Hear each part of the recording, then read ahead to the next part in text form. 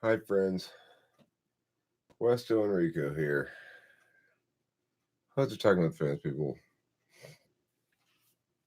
I'm up early on a Sunday morning. Went to bed early last night.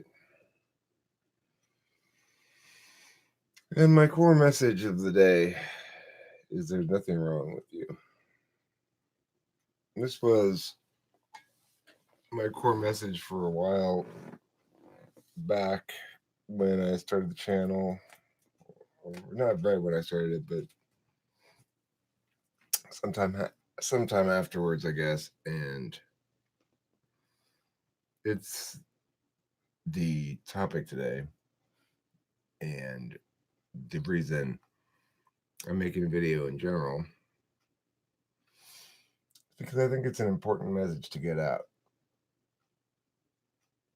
So, when I first left Alcoholics Anonymous, I did so over the dispute between myself and my position on drugs and Alcoholics Anonymous's position on drugs. My position was, according to the big book of Alcoholics Anonymous, it doesn't say anything about you not being able to do drugs. It says the only thing that Alcoholics Anonymous cares about is alcohol. So why can't I do drugs? And they just, you know, they didn't like that. They thought that that was not okay, and they weren't. There was no way for me to participate as a as a fully accepted member of Alcoholics Anonymous while concurrently doing drugs. So I had to leave. Basically, it's like, well, this isn't going to work. I'm not going to be able to win anybody over on this position. Nobody's going to take me seriously because I'm not sober in their eyes. So I parted ways with AA. And, most of this, the sort of arguing back and forth about it, was done with my sponsor, who was a cool guy and who helped me a lot. I actually forget what his name was at the moment. I can't remember his name. It was like 5 years ago. So, but the thing is, after I after I left there, Kevin, that was his name. Kevin was my sponsor's name. After I left there, there was a stretch of time when I felt very much like I didn't have a support system anymore that I had with Alcoholics Anonymous. So I was feeling, you know, emotionally vulnerable in some sense, I guess. And it still makes me emotional to even talk about it. But it's like I can't even get it out without the fucking waterworks coming. So I don't know, maybe like 6 months later, I thought that Kevin had unfriended me on Facebook. I was wrong. He had, but it was from an old account of his.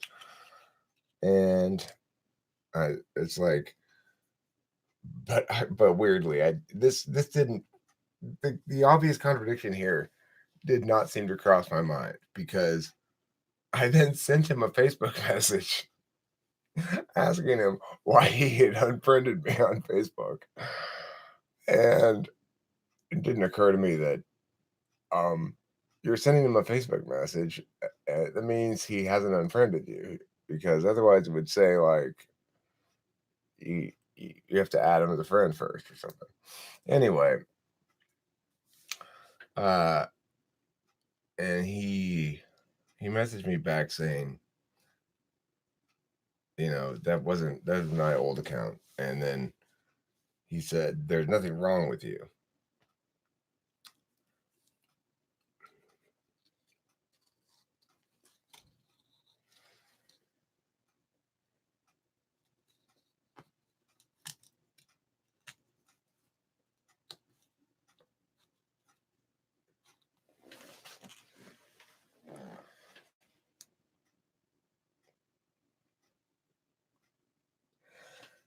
It felt to me like I had been waiting my whole life to hear that.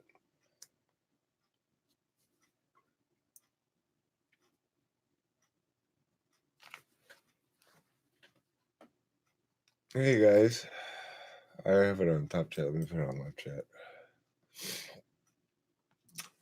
Sorry for my moisture this morning. I don't know what's going on with me right now. I'm feeling super emotional. It's just like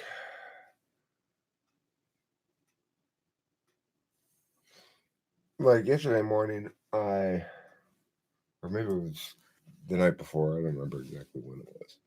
I was thinking about my speech therapist in elementary school, and it started making me cry.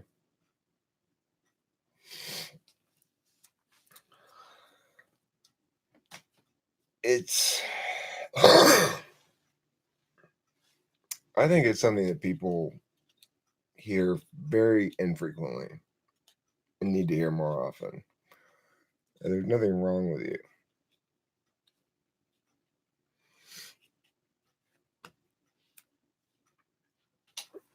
Of course, it's not always true. Sometimes there is something wrong with somebody. But if you're watching this channel regularly and following along at all, then there's nothing wrong with you. No, there's nothing wrong with you. I mean, I don't know if I think there's something wrong with me or not. Deep down, probably I do. But I mean, that's obviously why it affected me so much when he said there's nothing wrong with you.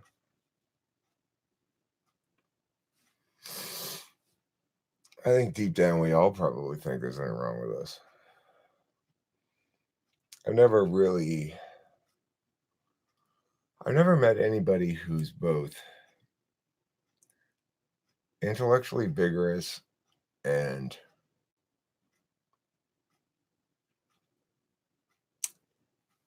spiritually sort of ontologically comfortable. There's something that's not necessarily desirable about being ontologically comfortable, you know? Ontological comfort is, well, it's not necessarily undesirable either, but it's not my life at all. And it's not the life of any intuitive I've ever met.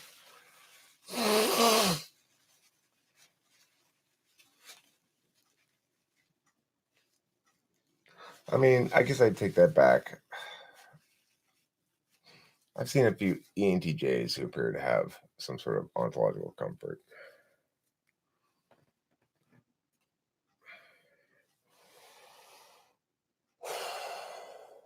So, I would suspect that for a lot of people who watch this channel or who end up watching this video, that they will come in here either explicitly thinking or implicitly believing that there's something wrong with them and wishing it to be otherwise.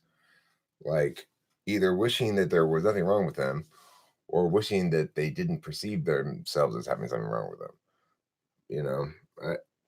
And the thing is, there's something, in some sense, there's something wrong with all of us, which is we all have a blind spot.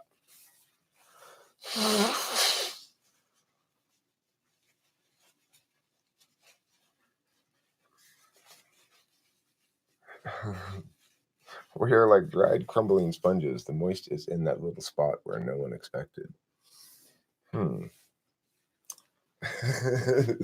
There's a little spot of moist inside of a dry, crumbling sponge, usually, isn't there?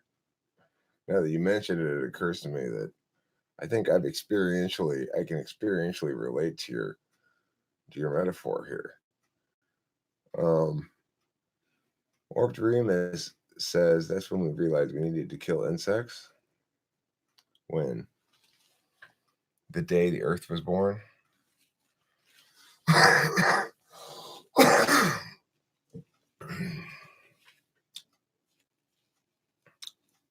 Yeah, the Earth was born. See, I'd like to. I think, why isn't there a God story in which, I mean, there probably is. Is there a God story like from some Indian tribe or something where the Earth is laid as an egg by a giant bird? A giant bird is God, and eventually the Earth will hatch and become one of those birds. I like that idea. Then there's a period of time when the bird comes back and sits on the Earth for a while, trying to hatch it. So that's called the Great Feathering, and apparently there are some signs of the Great Feathering. When the Great Feathering happens, it won't be that bad, but we just all be like babies. We just gotta kind of nestle up under the feathers, and I guess there's some sort of food in there, some sort of god bird manna. It's gross, but keeps you alive.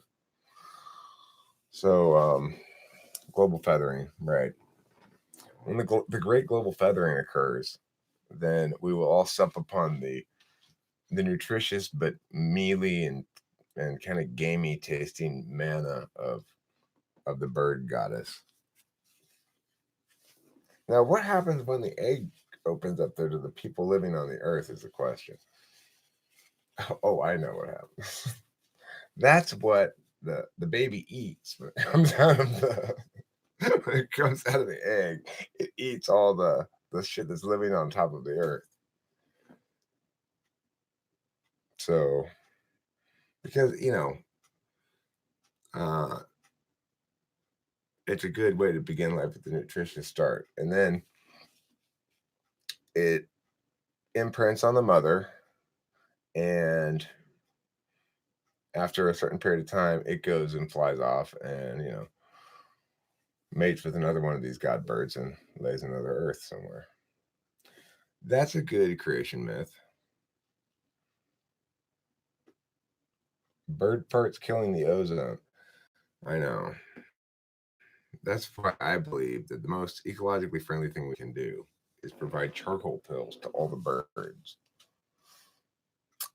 Um, I think that would probably solve global warming. That in conjunction with my sea otter plan. It's actually not my sea otter plan, but the one I advocate. The sea otter plan being, of course, the plan to breed shit tons of sea otters and release them into the oceans. Why? Well, they eat the sea anemones that eat the kelp, and the kelp absorbs the carbon. So, bada bing, bada boom. Global warming solved. Yeah, but Eric, what are you going to do when they eat all the sea anemones and then they begin to starve? Well, then we harvest them for sea otter hamburgers. And we breed a new batch and send them out again every time those sea anemones come back. Good idea. All right. Global warming solved. So I see I'm not doing a very good job of retaining viewers at the moment. Obviously, I'm failing to entertain. Perhaps I'll talk a little bit about my classic hit, Fuck Yeah Casserole. Now, this is a video that shockingly only has 139 views. And I want to be today an advocate for this particular video of mine from the past, of my 4,500 or so videos. I select today to advocate on behalf of Fuck Yeah Casserole. If you're not familiar with Fuck Yeah Casserole, it's an amazing video and song that everybody should watch all the time. And the reason I'm talking about it is because I am the founder and president of a new organization that anybody's welcome to join. Membership dues are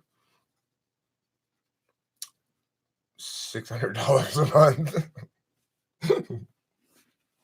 $600 a month, it's a good deal. Anyway, it's called the Casserole Appreciation Society, or CAS.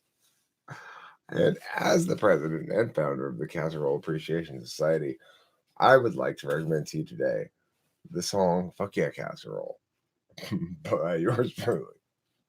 I'll put a link here. Don't worry, everybody. I'll put a link. I don't want you to have to go search for it. That's not fair of me to ask you to do my work. That's not cool. So I'm going to instead search for it myself, find it. Oh, I shouldn't like. Oh, that's right. I try not to show my dashboard anymore because I heard you can get in trouble for showing how much money you make for some reason. So why that would be the case, I do not know. Let's see. Oh yeah. Oh yeah, casserole. That's what I'm looking for. Oh, if you're like me, you really like casserole. And so you want to, of course, eat a lot of casserole, make songs about how much you like casserole, and begin a important organization called the Casserole Appreciation Society. If you'd like to be a member of the Casserole Appreciation Society, but you don't have $600 a month for the dues, that's okay. You can owe me. All right, it's okay for you to just incur the debt. Just incur the $7,200 a year of debt, and I'll collect it in 10 years. Then you'll owe me $70,000. The Casserole Appreciation Society? Of course it's real. Of course I have a Casserole Appreciation Society, the dues for which are $600 a month. You are alive? We see you, bad guys? Who are the bad guys? The people who don't like casserole? Yeah. The people who don't like my casserole? Yeah, they're bad people. For sure. Oh. They don't like casserole, that's why. That's what makes them bad people. Okay, so now that we've talked about fucking air casserole, which was on my agenda of things to discuss. The topic is there's nothing wrong with you. Now that I've had my emotion, now that I've cried and gotten all emotional, I feel like refreshed, like good. I got some moisture out of me. I can function comfortably or something.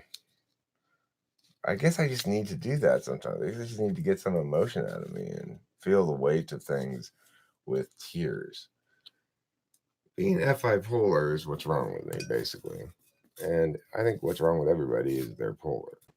I don't understand emotions for shit.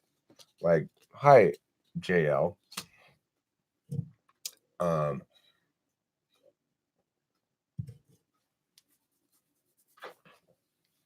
I was thinking a little bit ago that most of my emotions are related to either SI or NI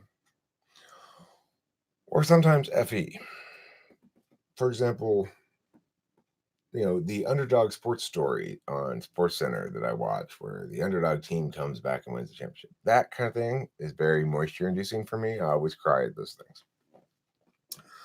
another moisture inducing thing for me is music. So depending on the song and the moment and whatever, music can make me feel very strongly. And the third thing is I relive certain past events in ways that are very evocative emotionally for me.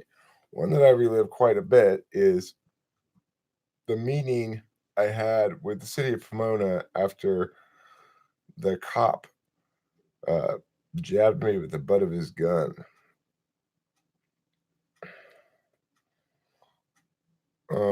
Hey, Ned Led 1811. So in that meeting, I basically said, this, that's not okay. And I, I did a bunch of shit. I was able to do what I always sort of dreamed of doing in life, which was have a room full of people have to listen to me go, meow, meow, meow, meow, meow, meow, meow, meow, and go, at the end of it, go, okay, well, wow, you're good at talking, and okay, here's $5,000. How nice was that? It was such a happy occasion for me because I really needed at that moment $5,000 to fall out of the sky too. It was like exactly what I needed. When you say relive, how intense does the memory get? It's mostly the language. It's almost the memory is almost all the language. There's a sort of a still image, a hazy still image of me sitting at this table with the other people and where they all sat. But what I relive are little parts of my speech. That's it. The only thing I relive in it are little parts of my speech, and then maybe the end part where the other guy goes, like he said something like, thank you for being so articulate," because the other guy was I didn't realize it at the time, but he was obviously interviewing me on behalf of the lawyer for the guy who was getting tased. He was getting the shit tased out of him by the cops. So he wanted me to describe the situation in a way that was convincing about the cops and not be a terrible witness like probably most of the people there were going to be, like express bias or whatever.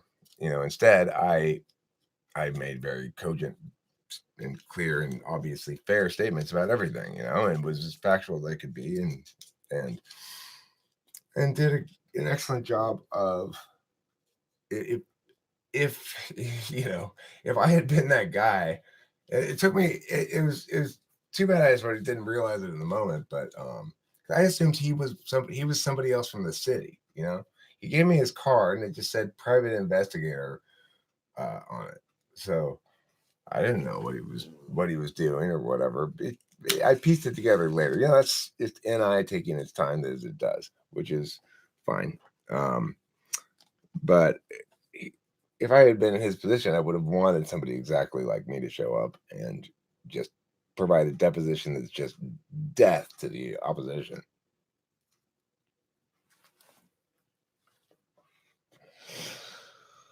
So, how intense does it get?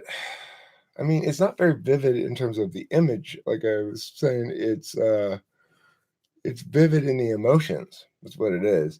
It makes me emotional thinking about it in a way that I guess I like, because that's must be why I think about it a lot, or I think about it often, I guess you'd say. I don't think about it a lot. I think about it fairly often as a memory that I relive, more often than other memories I relive in general. Um, but like, the other thing about SI stuff will make me feel nostalgic sometimes if I'm thinking back some stretch of time, and or just like I did yesterday when I was thinking about the speech therapist. I was feeling, I guess, grateful, or or like I have no idea what to call the emotion, but it was a sense that I appreciated that the adults in my life had done so good by me consistently, that they fixed the speech impediment and that they were nice doing it. That last part is less important, but regardless, the fact that everybody did what they should have done. I never got any kind of abuse or something from adults. I think that adults didn't do what they should have done in terms of necessarily protecting the kids from each other. Like we had a lot more freedom when I was a little kid than people do now. Little kids do now. Hey Jared Chan. Hey Jared Chan, how you doing? What is your name? Your name's Jared Chan. How you doing? You're doing just the same. There's nothing wrong with you, Jared Chan. But I don't know if you've heard, but Gilded Garden is one of the prophets of the ancient Indian tribe story of the great bird. And you got to watch out because global feathering may come any times now, which is the time of the global feathering is when the mother bird comes back to sit on the earth, and it'll be about 60 years before it hatches after that. Just be aware, because I thought I saw some bird dander falling from the sky the other day. That's one of the signs of the coming global feather apocalypse. I'm spreading the word, okay? But I'm also spreading the word that there's nothing wrong with you. Jerry Chan, do you think there's something wrong with you? You're wrong. That's what's wrong with you. How about you, Joel Nathan Henry? Do you think there's something wrong with you? I'm here to tell you there's nothing wrong with you. Warped Remus, there might be something wrong with you. I'm just kidding. There's nothing wrong with you either. Power Red Bull, definitely nothing wrong with you, buddy. You are A-OK. Let's see, who else is there now? Oh, JL. JL, I've got some news for you. I want you to hear my words. Process them with your word processing parts. There's nothing wrong with you. Ned Led 1811, if you're still here, I doubt you are, because you have a history of just eating and running, but regardless, even if you aren't still here, there's nothing wrong with you. What is more effective, psychiatry or Catholic confession?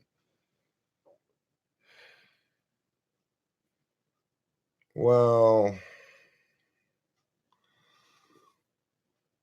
I mean, regarding the effectiveness of Catholic confession, I would say that it might be effective, but it has the prerequisite of you being Catholic, right? So it will only work for Catholics. Psychiatry. Well, look, Kimberly's seeing a therapist right now, and I'm really glad she is. And I think that it's already doing some good, and she's barely gotten started. She's just been like 2 hours with the woman. Just the fact that she's willing to go do that willingness is progress. I mean, not that she was ever explicitly unwilling to, but her deciding to do that on her own is progress and some sort of acknowledgement, So there's a need for there to be a guidance profession of some sort, right? Like there need to be people who are willing and able to provide guidance to people about the challenges of life.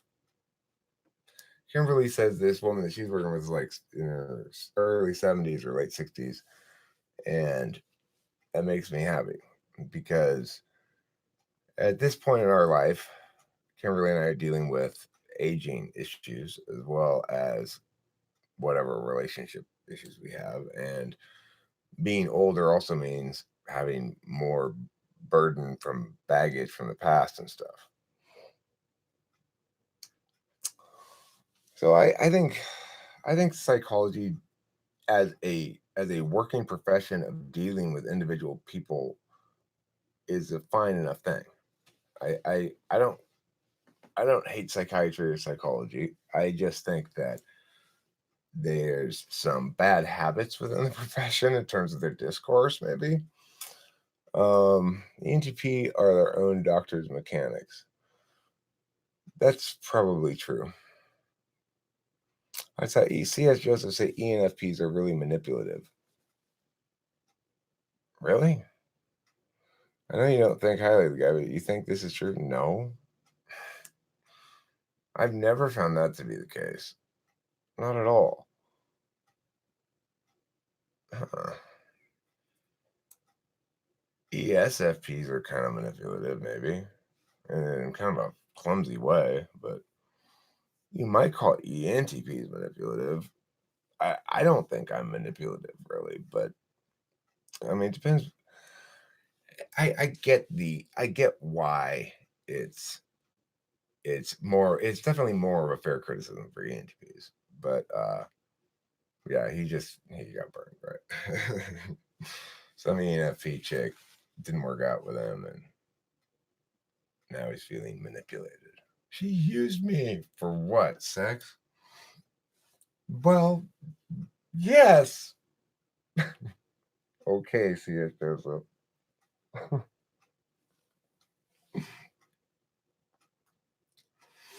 Look, I had an ENTJ plan and she didn't follow through on it with like would have been nice for my third slot hidden agenda SE. Well, TFB, CSJ. Why don't you stop pretending to be an ENTP? Yeah, I know. If you didn't TE the fuck out of her, she wouldn't have run away. Okay, what you need to do, guys. I'm just one lady. Why are you calling me guys?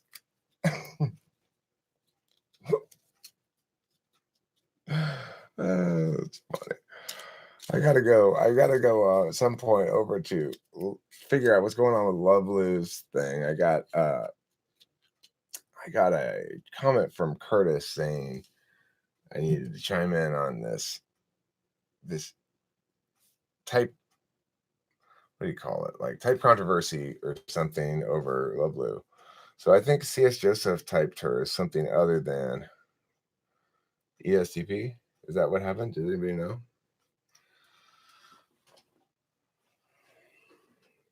And I may have to go. I may have to put on my cop hat today.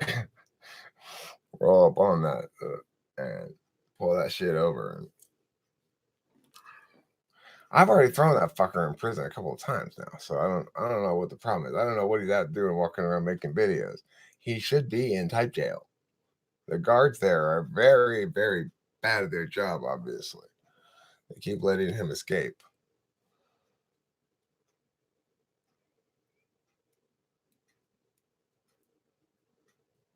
I feel like CS Joseph messed up what I thought about MBTI. I used to watch you and stopped for a while, and when I got back into it, I watched some of his stuff and got confused about it all. Well, yeah, I don't know.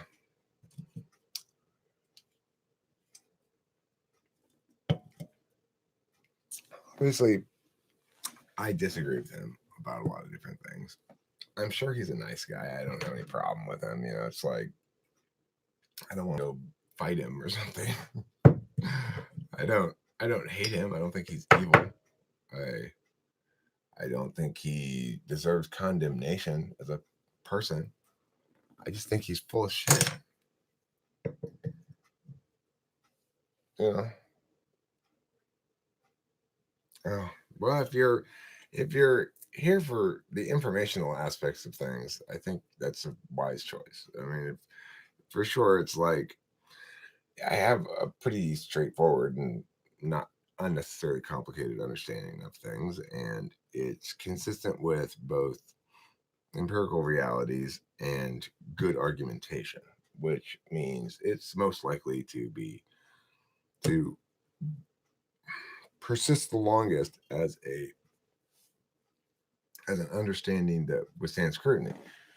I mean, no model or taxonomy withstands scrutiny forever because certain aspects of things conflict with certain other aspects of things. So, it's like Newtonian physics is all well and good as a model, and it doesn't incur a lot of change, but it's not, it's sort of falsified by other coexisting models that may falsify it, but don't delegitimize it because it still works on some things, So it's a tough one to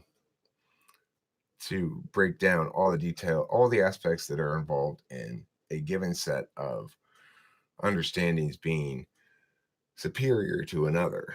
I mean, ultimately, it comes down to, does this thing function well as a rhetorical and intellectual tool to understand yourself and the world? And does it function in a way that's meaningful, or does it function in a way that's like just some random anchor point to pivot off of? Because you can do that with horoscopes and stuff, right? Like, well, give me your birthday and I'll just start that as a random point to pivot off of. And I just, assign some type descriptions and and say, well, I can arbitrarily taxonomy people in lots of different ways. I can go, well, there are 6 kinds of people in the world. There are those who are hardworking. There are those who are funny. There are those who are clever. Those who are smart. Those who are are are deep, and those who are social. Those are the 6 kinds of people in the world. If there's no mechanics to it, if there's no mechanics to understanding why it's got to be that and not something else, and why we ought to prefer a given taxonomy over any other taxonomy, then it's just random musings by somebody. So the key thing that locks the thing down into something more meaningful than that is having multiple anchor points. So it needs to link empirically. It needs to be predicated on some sort of comprehensible engine. And I would say that the most significant final piece of the matter for me, it came fairly recently, but I think basically concluded my full understanding of things more or less. It's not going to get any bigger. Just get maybe some more details within notes, but is that there's a prime directive, and the prime directive being to conform realities to expectations, or to reduce the divergence from expectations of reality.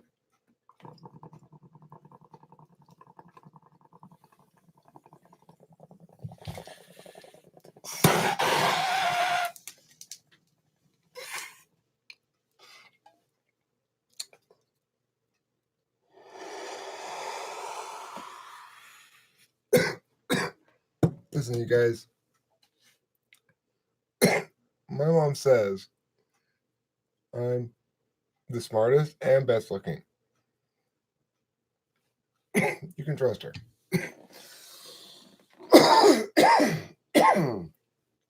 She has excellent taste. Okay, so let's see here. Has someone asked this, but why is it that humans have XI, XE, XI, XE? And even if they had, and not XE, XE, or even if they had 3 X-rated in a row. Okay, let me address that question.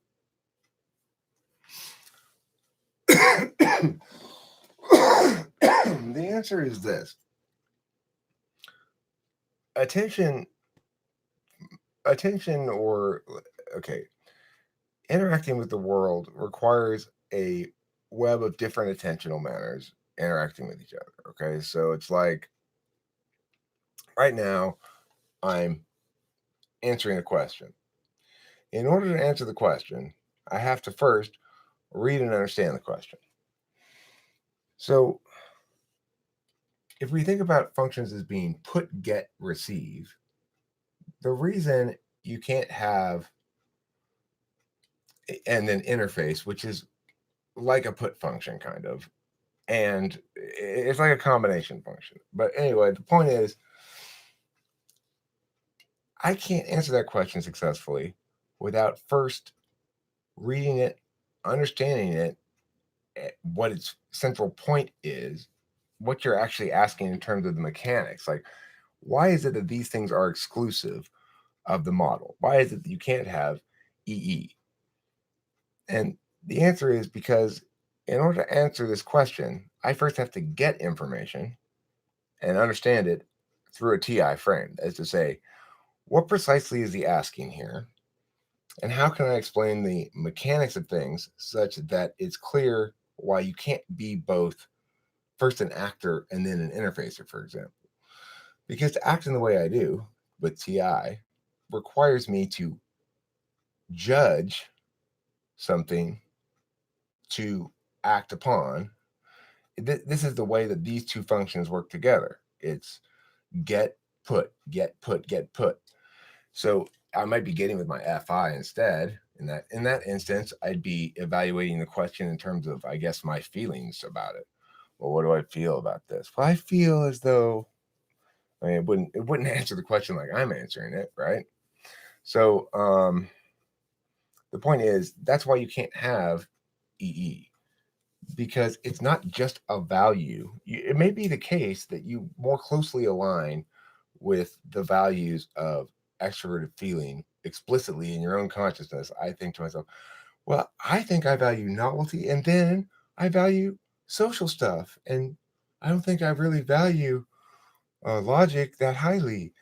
It doesn't matter, because it's not, you're not talking about, the values are correlates. They're not the thing itself. The thing itself is what I'm describing here, where it's like right now I'm extrovertedly intuiting, and I'm putting information, I'm presenting ideas to you, and I'm coming up with them on the fly in conjunction with my SI. That is, say I'm referencing what I already know, and I'm taking that and I know things in terms of like NI chunks, and then I deconstruct them and lay them out on the fly with my extroverted intuition. So the reason I can't go extroverted intuition and then interface is because I can't extrovertedly intuit something that I haven't gotten about, but something that I haven't gotten and judged about. So I need to extrovertedly intuit about something. Okay.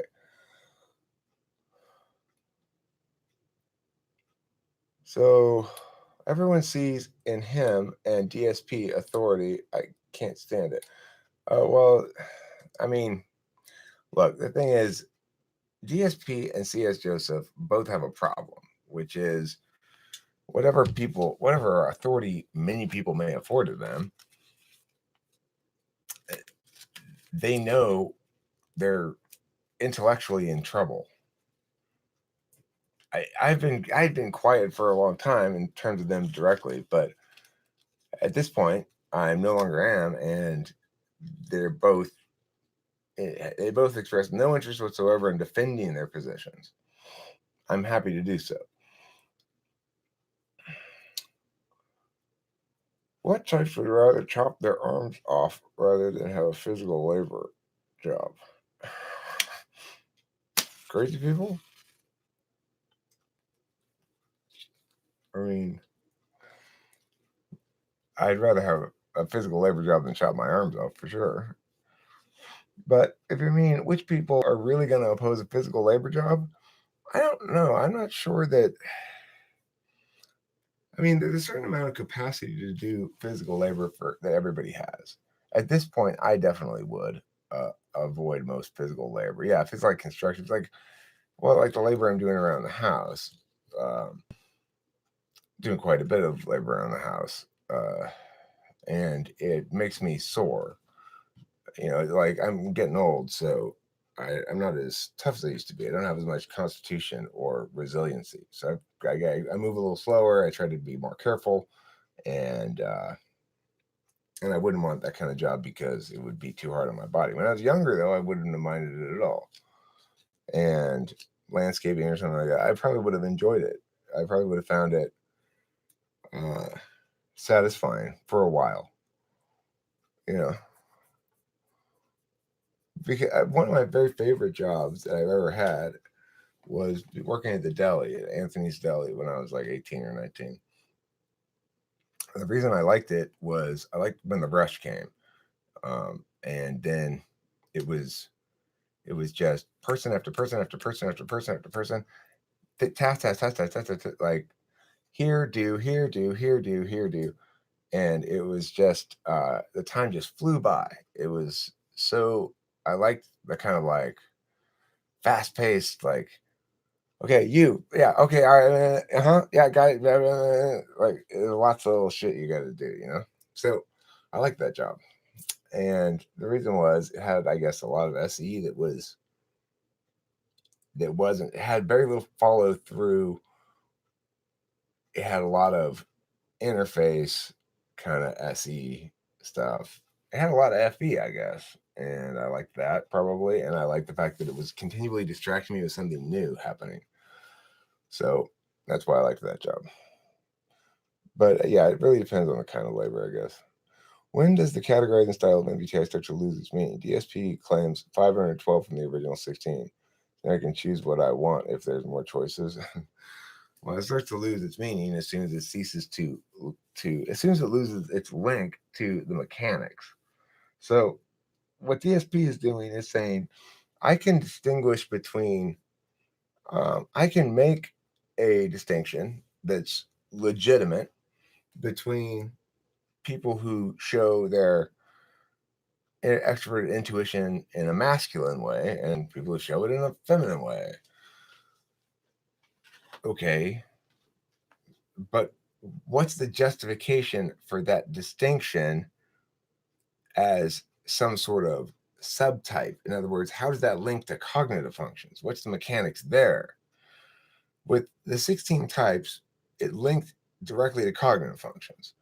The reason there are only 16 configurations is because of the thing I said. You've got get, put, receive information, and then interface. You've got those four modalities. And because they have to be paired with action has to be paired with deliberation, and interface has to be paired with knowledge. That is to say, put has to be paired with get, and receive has to be paired with interface. The reason is because if you think about it, interfacing with something, interface is like a handshake. So what a handshake does is it says, okay, we're not quite speaking the same language, but I can know little bits here that will allow us to do a little dance that figures it all out, right? You give me a little bit, I know what it is, I respond. Give you a little bit that you know what it is, respond. That interface and knowing is necessary because it's it's a much more reactive and responsive kind of action than is to what I'm doing now. So I'm getting a little bit of information and then I'm putting a lot of information, and I'm using TI to pick the information I'm putting or parse out beforehand in some regard, or as I'm doing it, the information I'm putting to make sure it's legit. It's really as I'm doing it because sometimes I'll correct myself like I just did right now, which is TI kicking in and saying, no, no, no. So you see, I've got a lot of NETI, right? But there's not that much interfacing with you guys. I read one thing and I say a whole bunch of shit. But if I were interfacing more, if I were like Pukoki, I need more. Like Pukoki likes to live stream with some other person. I like to live stream by myself. The reason is because Pukoki is interfacing and knowing, and I'm putting and getting. And it's a lot more natural for me to do this where I get at whatever rate it comes or whatever rate I get to it and put at whatever comfort level I'm feeling comfortable at. And you can see the difference in terms of the kind of environment or situation that's conducive to those respective pair ego block things, you know? Yeah. Like, it's like this. If you imagine there's a conveyor belt in which there are 4 things on it, right? And there are 4 functions. Now, the conveyor belt is very bouncy. And each of these they're 4 blocks, okay? They're 4 coins. Well, you know, it's like uh FEFIGETI, you know, those ones, the ones that are on the back side of it. So as the conveyor belt goes, they're bouncing up and down, and then finally they reach DSP or CS Joseph and me standing there, and the conveyor belt stops, and they stop and they rest there in that spot, and CS Joseph goes, you see, it's FINITE whatever, and DSP goes, you see, it's this arrangement of coins, and this is one of those 512 subtypes because there's more than just 16. And I point out, it's not where they are when they stop, you guys. It's how they're bouncing the whole time that we should be paying attention to. You're not paying attention to the fact that as they're bouncing, that's where the revelatory information lies. You guys are focused on what they look like when the conveyor belt stops.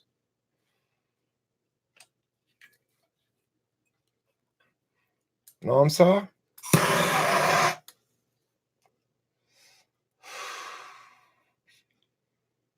So let's see here. The sexual modalities don't make subtypes. Even the jumping functions don't make subtypes. It's all the same type in the original 16. Some people just use their first and third function more. It's not even meaningful, LJ. That's not meaningful.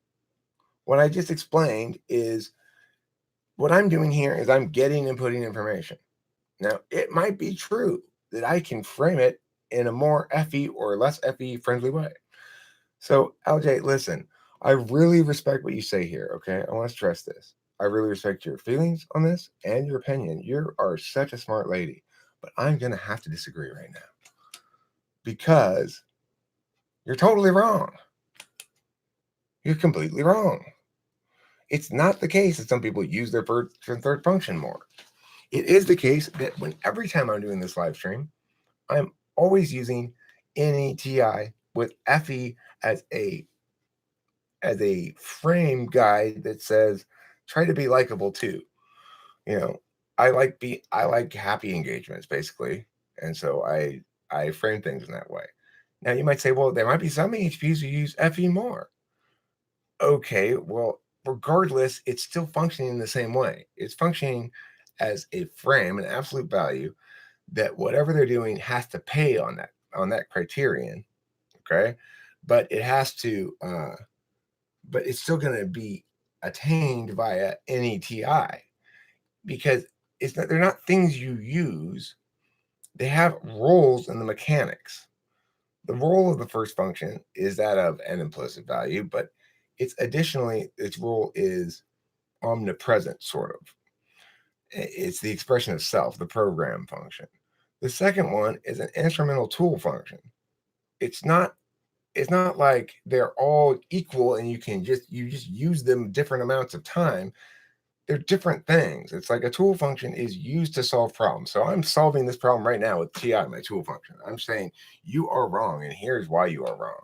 And here are some words to explain that this wrongness ought to be disputed and ought to be rejected. And so that's what I do with shit when I encounter it in the world, right?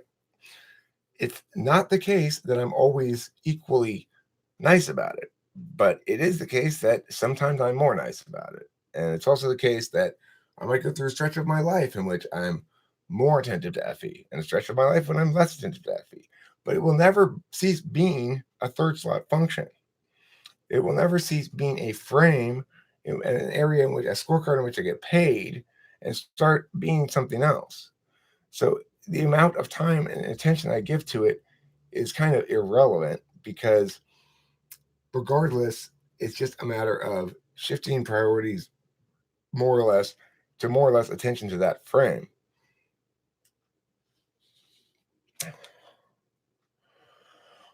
I saw a video DSP ad on sleep function. I never heard anywhere before. Kind of sounds ridiculous. I didn't want my viewing that video to support more of that ludicrous crap show. I mean, why call them that? We already have names for the functions.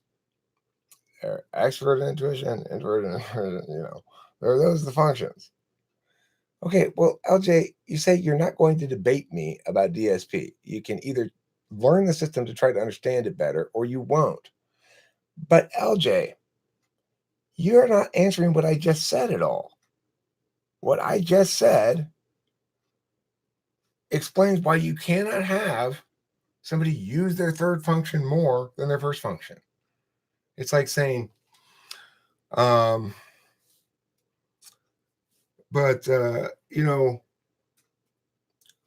a regular person, except he's a leg user. Okay. So that means he uses his legs to do things more frequently than most people do. In other words, whereas I might reach for the door handle and open it like this, he'll open it a little bit, and then push it the rest of the way with his foot. So he's a foot user. No, it doesn't work like that. You don't. Your foot's still your foot, whether you're using it like a hand in this moment or not. It doesn't change into a hand. And feet and hands are not the same thing. Just, I've got my top hands and my bottom hands. And, no, it doesn't work like that. They're different things. Feet are different than hands.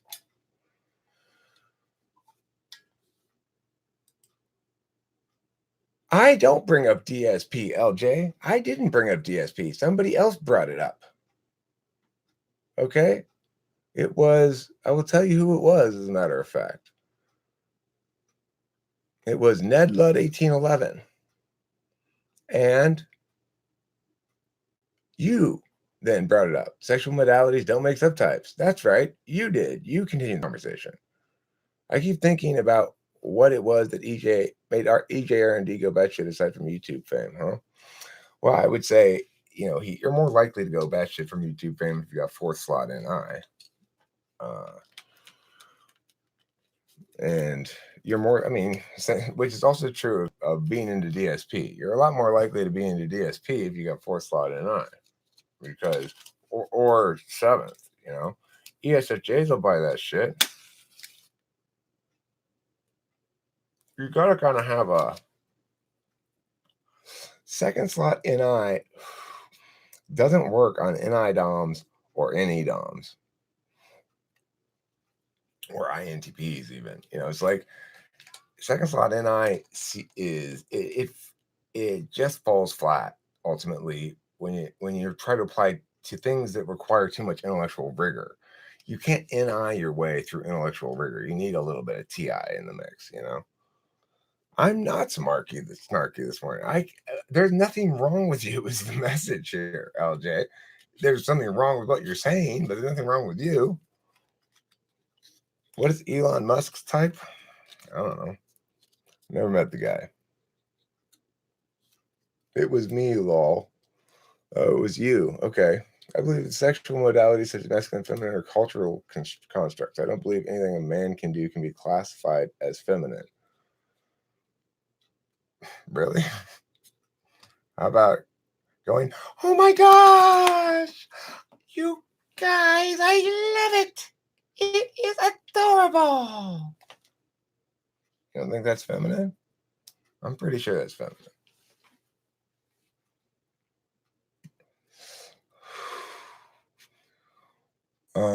For a man, offering a hand of sympathy is a masculine thing. Having masculine and feminine terms in scientific attempt to understand the human mind is MBTI sophistry. Would you agree? It's not sophistry. It's just he's just adopting terms that people understand to mean certain things and that draw clear distinctions in the world in some capacity, and using them to draw additional unnecessary distinctions in the cognitive function model to create a bunch of subtypes that are fundamentally arbitrary in their nature, because they don't link back to a correct understanding of cognitive functions, which says that they have a certain mechanical relationship with each other that's implied by exclusivity and inverse proportionality and stuff. It's like I can't both justify concurrently via an interested calculus and a disinterested calculus without frequently running afoul of myself. You know, I can't both kick the ball with my right foot and my left foot without falling down. I mean, I don't think what I see as sophistry is fallacious argumentation intended to obfuscate or deceive or muddy shit or whatever. I don't think that's what DSP is doing. I think he's just genuinely wrong. He's just his NI second tool, his tool function NI'd his ass down into a quagmire of absurdity, and now he's stuck there and he's not quite sure what to do with it. DSP is an ENTJ.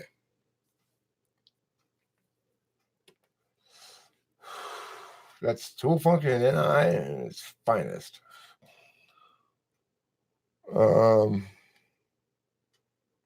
Stop being a poo button. Look at your messenger. I haven't seen Facebook in days, Taylor. I'm being avoidant right now. I'm having moisture problems. I think there may be a leak somewhere. This moisture's getting into me.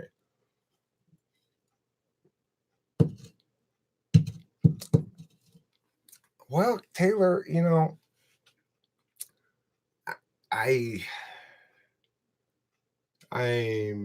needing the SI that I'm doing right now. I took a break. I don't remember how long ago it was. It was like a week ago or something, for like 2 or 3 days, and it wasn't long enough. And so I'm still sort of on an extended break here. I'm live streaming right now because I don't want to be on a break. I don't like the fact that I'm not getting a lot of shit done right now, except cleaning up around the house and stuff. But it's necessary. I've got to build up some SI reserves. Okay, all right. I'll look at it. Fine. Gosh, why don't you just call me? You just missed us too much. I did. Why? It's like I was feeling super moist, and I wasn't really feeling like making a video or doing anything out here. And then it occurred to me that I wanted to make a video on the topic of there's nothing wrong with you. That I think that that's what people, a lot of intuitives especially, need to hear and haven't heard enough in their life and believe to the contrary deep down. Or um, it may be that not all intuitives feel that way. I don't know. I'm saying, do you actually like talking to people on the phone? No. But I'm saying, if he wants to get a hold of me, I do answer my phone when he calls.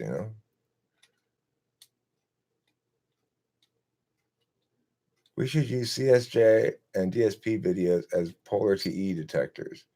If you fall asleep, freak out, fail to see the point, you got it. I mean, I don't know. There's something just it's too, like, think about the methodology of his the engine behind his typing objectivity is getting other people to describe you rather than describing yourself. But that's like saying, I mean, it just doesn't make it's so silly because you're still looking at the wrong thing. You're still looking at how the coins land after the conveyor belt has stopped moving, rather than watching how they bounce, which is the only thing that's actually revelatory.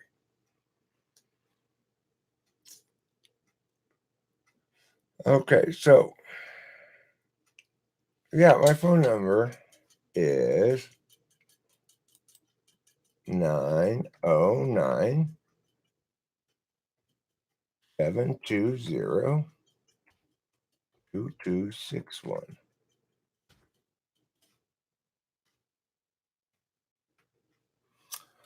Let's see. So,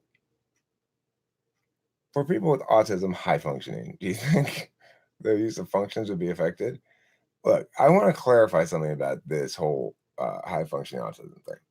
I do believe that there are people with high functioning autism, high functioning, high functioning autistic people, but they're not, they're not people who are talking to me on the internet going, I think I might be high functioning autistic, having full on regular conversations with me and engaging with me like intuitives.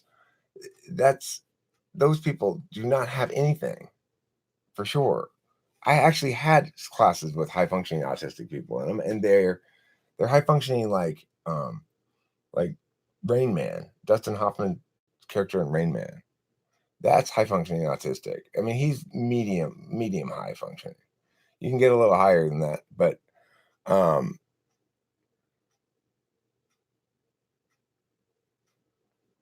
but yeah, there's no thing. If you're sitting here going to me, well, listen, I really blah blah blah blah blah blah blah, and explaining yourself, and then going, I think I might be high functioning autistic.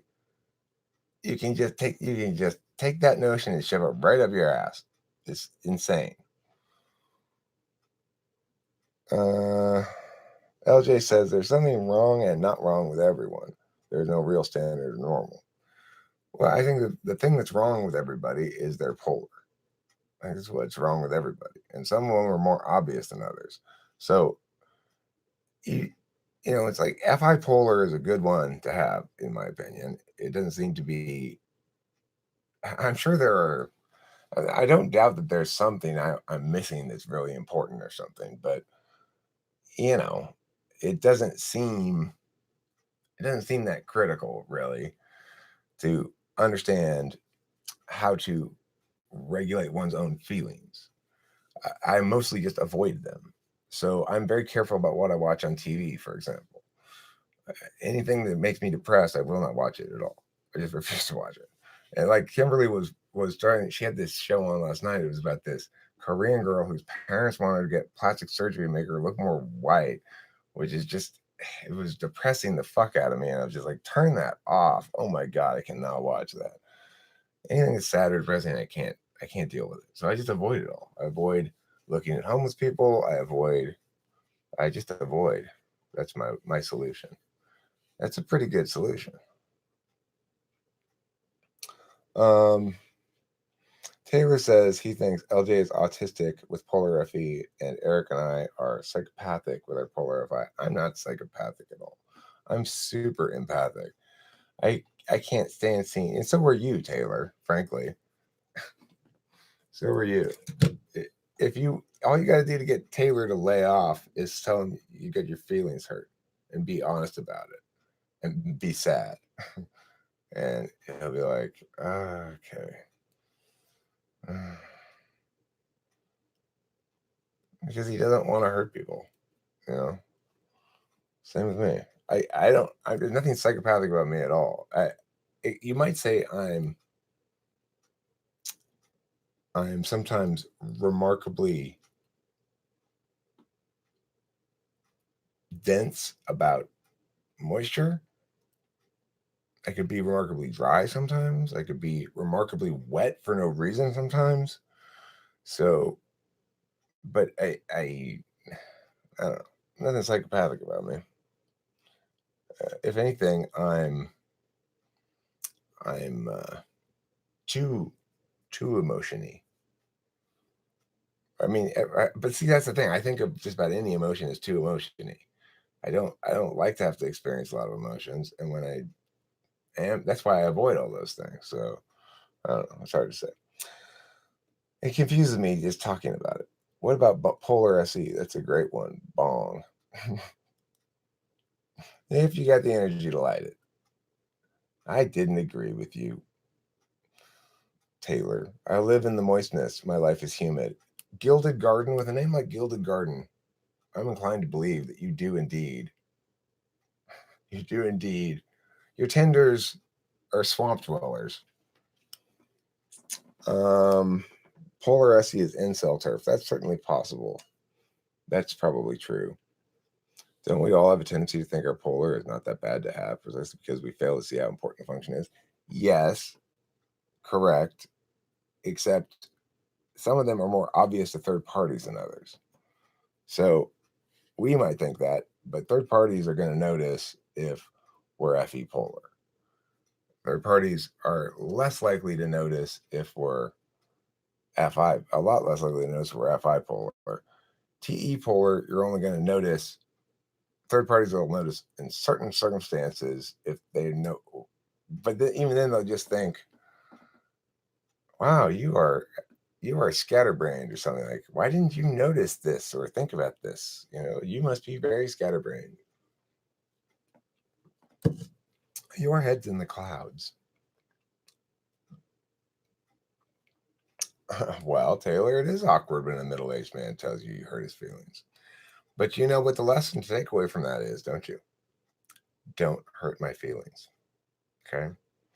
If you don't want to get the dampness of my tenders upon your moisture and get them mixed together into a oddly gamey saline solution, then don't hurt my feelings. You can only get depressed if you internalize what you watch. I mean, I don't know how to not internalize what I watch. It's like I saw this show the other night with Kimberly where there was a scene. It was one of her historical dramas that she likes to watch. Milady, and there's a scene where there's domestic violence where the man smacks the woman. It was very dramatically done, and it impacted me. And I was mad for like days afterwards, and think in my head about like going freaking being violent to that guy. It was just a make believe show, right? That's why I avoid that shit. I don't like it because it affects me too much. Polar TE is homelessness. No, it's not.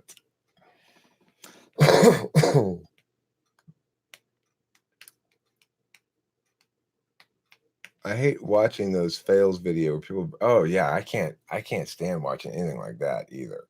I do like MMA though and boxing. I do like to watch those, but it's funny. I like watching MMA, and then I go as soon as like the guy is done, like as soon as you can tell he hits him, and then he's going down to the mat, and you can tell like um he's not gonna recover from that one. And then, but of course, still in MMA, the guy is jumping on down onto him to like get it as many to make sure he's out. And the ref's coming over to jump in. I'm always like, stop the fight, stop the fight, stop the fight. But I still like MMA a lot though. And I like boxing because at the end of the day, almost, they always, that when I watch anyways, they always get up and end up being okay. So let's see. It's more of checking every time you were watching the show. And if you look at it in a critical manner, you won't feel sad about it. I can't control my emotions like that. Which polar dies first during a zombie apocalypse? SE polar, I think. I think SE polar dies first. Probably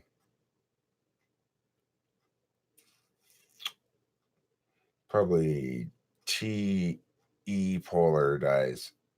No, actually, TI polar dies second because actually TI polar dies first because they're gonna just be the ones who go, come on, let's go get them, and they just fucking charge out there and they're gonna get killed. Now second will be the SE people because after the ESFPs all get themselves killed, then they'll become zombies themselves, and they'll all come after. But the INTPs and INFPs will be sitting around going, I'm sure the ESFPs have got this. It's going to be fine. And then they get next. So next go the INTPs and the INFPs.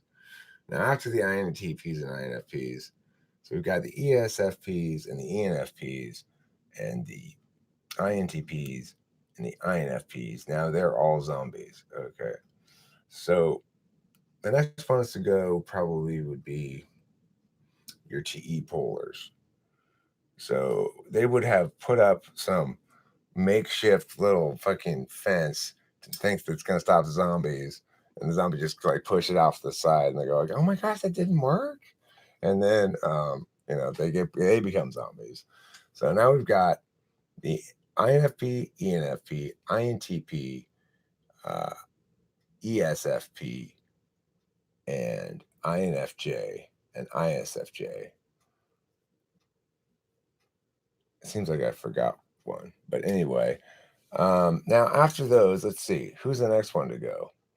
Well, the next one to go, I guess, would be NI polar, ESFJ, and ESTJ. You think ESTJ would be in good shape, but they're going to miss the most important factor somehow. The one it's like they'll have everything set up, but then there'll be a there's one perfect zombie-sized shaped hole that the zombies can get through.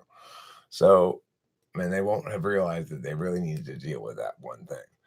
So anyway, there go next. So now you've got I guess uh, 10, 10 of them are dead. 10 zombies. So all we're left with are ENTPs, ESTPs, INTJs, ENTJs.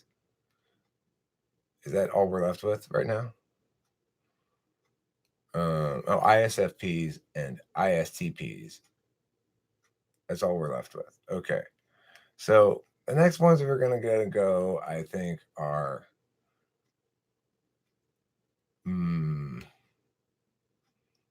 I guess the ISFPs. ISFPs are going to go next because they're going to do something dumb. They're going to die protecting their dog or something. And INFJs have plot armor. I like that.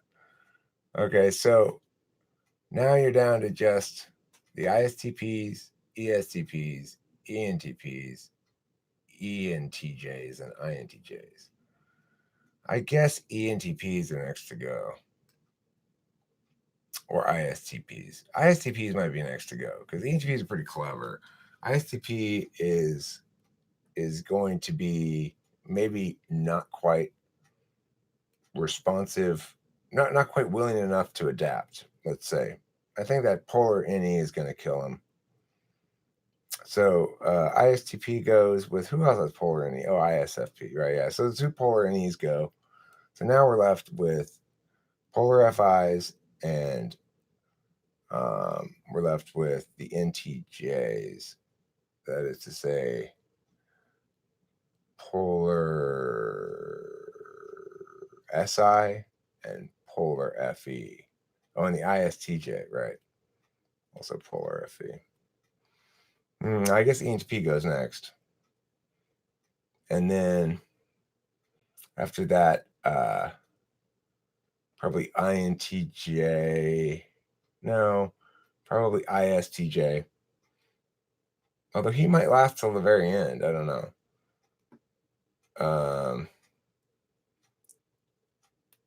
Let's see.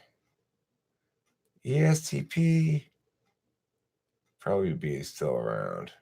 I think ESP is probably the longest lasting. I'd say get rid of ENTJ. ENTJ with a polar SI. The reason being, I've still got ENFJ out there, huh? ENFJ is gone a long time ago, I think. ENFJ tried to go make friends with these zombies. But ENTJ, the polar SI, they're going to get too tired. They're going to get too tired one day and they're going to fall asleep and zombies are going to get them. They're going to crash out. They're going to push too hard. So then you're left with just your INTJ and your ESTP and your ISTJ. I think INTJ goes next because the practical skills of ISTJ fundamentally become more useful as the zombies become more increased. And then that leaves just ESTP, ISTJ. I'd say I'm getting into ISTJs. ESTPs go next. They just don't have quite. They don't have their shit together quite enough. ISTJs win the zombie apocalypse. Congratulations, ISTJs. Boom. Boom. I just gave ISTJs the win on the zombie apocalypse. What? ISTJs world over are celebrating right now their big victory. ENFPs died first. ENFPs and ESFPs, because they use their tool function, which was their feelings, they were outraged at the zombies and went and attacked them just headlong. And they became the next members of the zombie army. They didn't realize, of course, that they were just contributing to the problem when they thought they were helping, but that's what TI Polar does.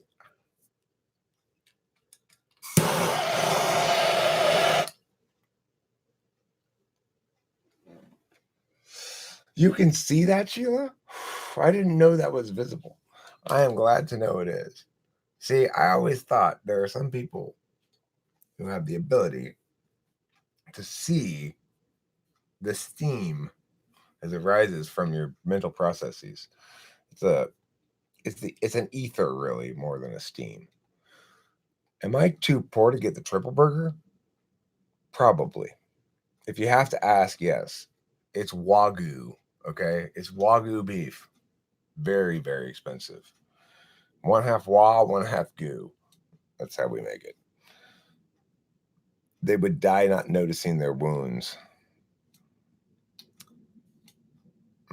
Saving the puppies. Yes, exactly. NTJs die to mistyping zombies. I think the INTJs die because they're just, at the end of the day, they lack enough SE, and it's too quick developing a situation for their NITE to handle in real time with that little SE. Your ESTP sister cannot win everything. She cannot win the zombie apocalypse because she loses to ISTJ. And then ISTJs end up defeating the zombies, and the world's filled with nothing but ISTJs. The end. How would ENTPs die?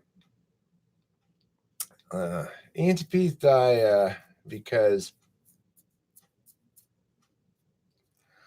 well, we get caught up between multiple possible good ideas that we have about how to deal with the situation. So I go, if you imagine me being the one who's dying, I've got this whole like leaf pit idea that I want to build, where I've got some leaves covering a little pit that the zombies are going to fall into. I start working on that, and I realize it's going to take too long to dig it. I don't have a backhoe, and this is a stupid idea, Eric. What am I doing? And then I go and I start doing some other thing, and I can't decide, and then the zombies are there, and I'm dead.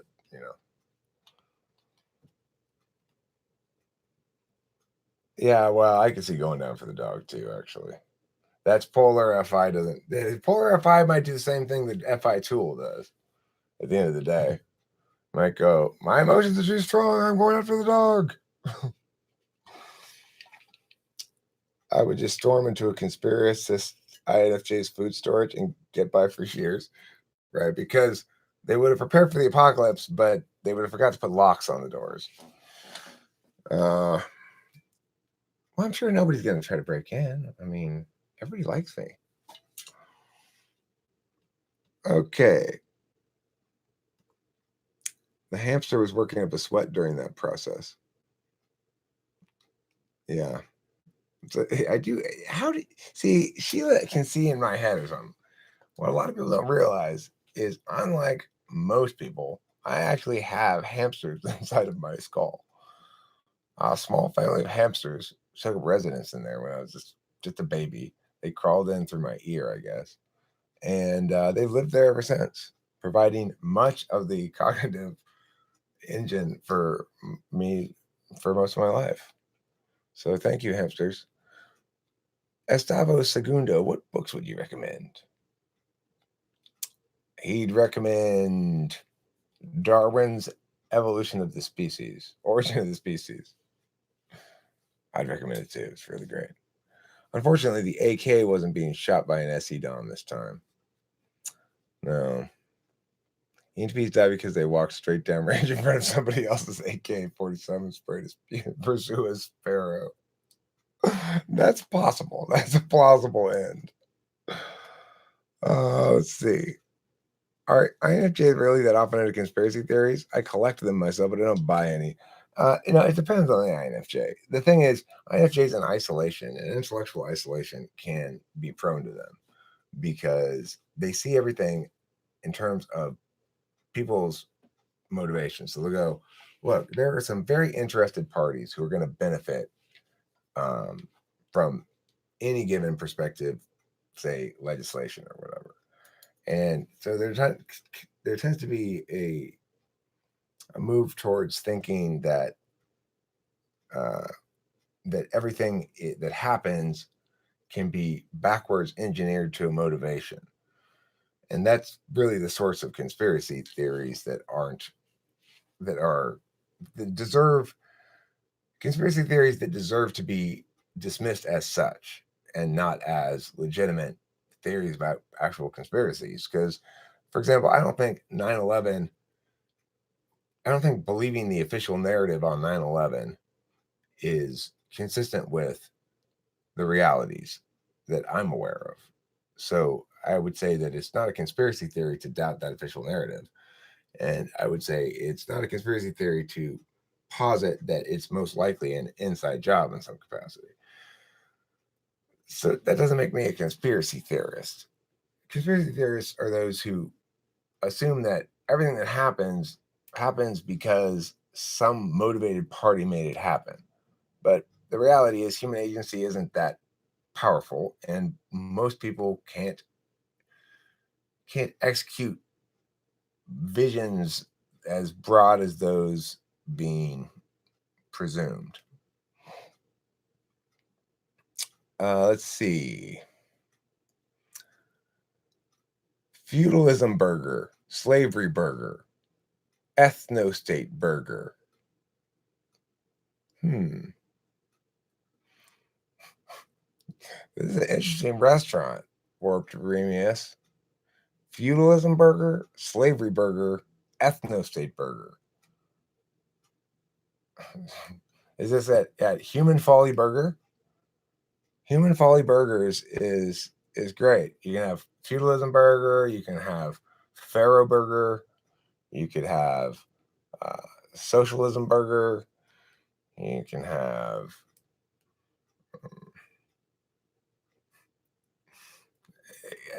caliphate burger.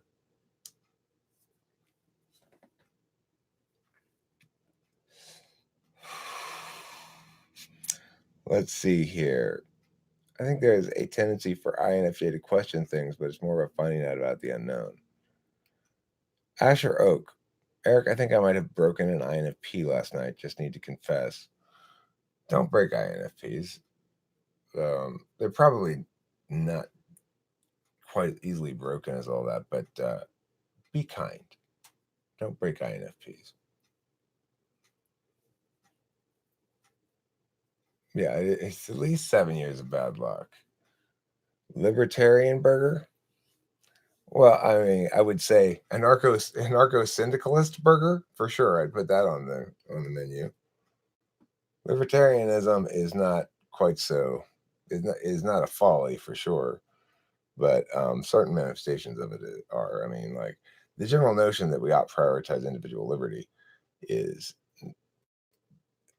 self-evident, but neoliberal burger. Democrats lost because the Russians burger.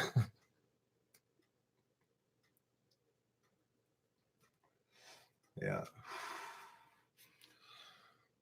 The Human Folly Burger joint. You will be cursed with their FINE struggle for 7 years. Jesus Christ, that sounds like a nightmare.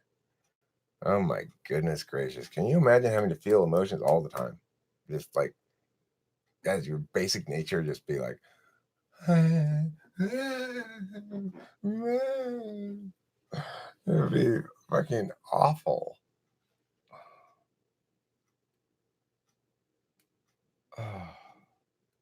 Well, sometimes I repeat myself, Gildegarden, okay?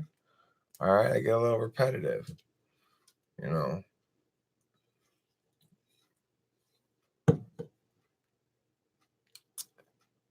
Have I found that being in a relationship with feelers makes you more feely? No. I've been in relationships with both FI DOMs and FE DOM. I mean, FI. I've been in a relationship with an FI DOM, an FE DOM, and an FE tool function. Those are my marriages, you might say. I mean, Kimberly and I are actually married, but you know, no, I find myself most feely by far with Kimberly. Like she evokes fairly strong emotions from me sometimes, although things are changing dramatically of late, and for the better for sure. Um, I think we're emerging from the power struggle phase of the relationship. It seems like we are, and I want to make a video about power struggle phases of relationships as well. I plan to do so maybe today. I don't know. I'm like I mentioned earlier in the live stream. I'm not especially feeling very any right now. I'm feeling pretty SI. Like I am trying to clean up the nest and tend to my relationship and things like that. You know. And here, I'm emotionally dead inside. No, you're not. You're not. You have feelings too. How many types have you dated? I've dated INFP, I've dated ISFP, I've dated ESFJ, I've dated INFP again, I've dated INFP again, I've dated ISFP again. um, that's about it. And ISFJ.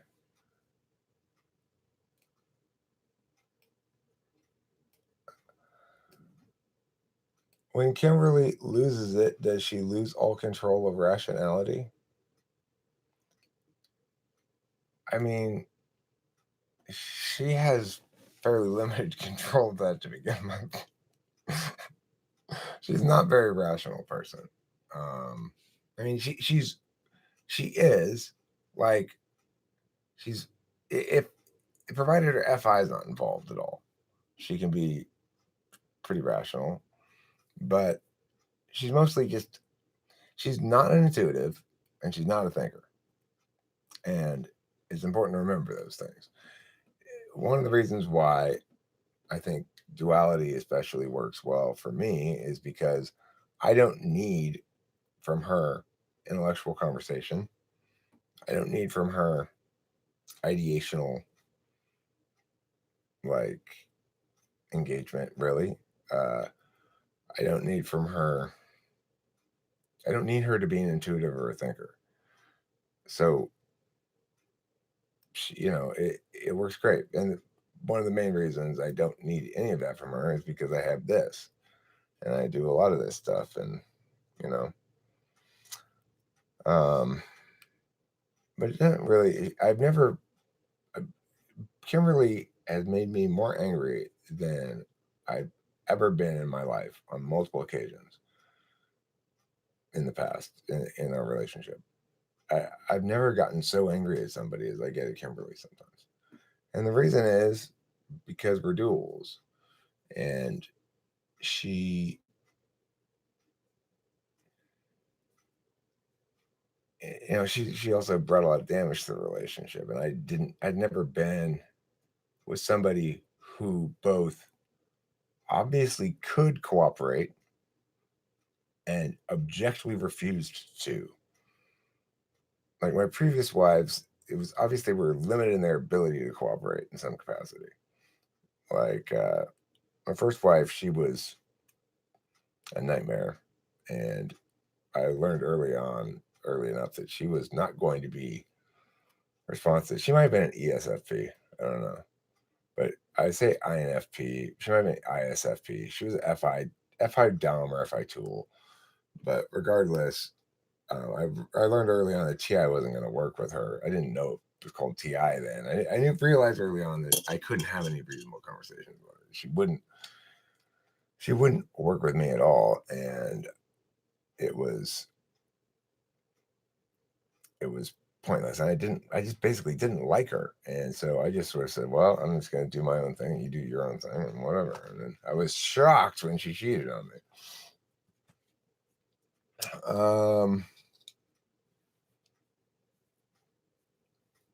Let's see here. Eric, I've been with an ISTJ for a while, and it's pretty smooth. What about that? ENFJ,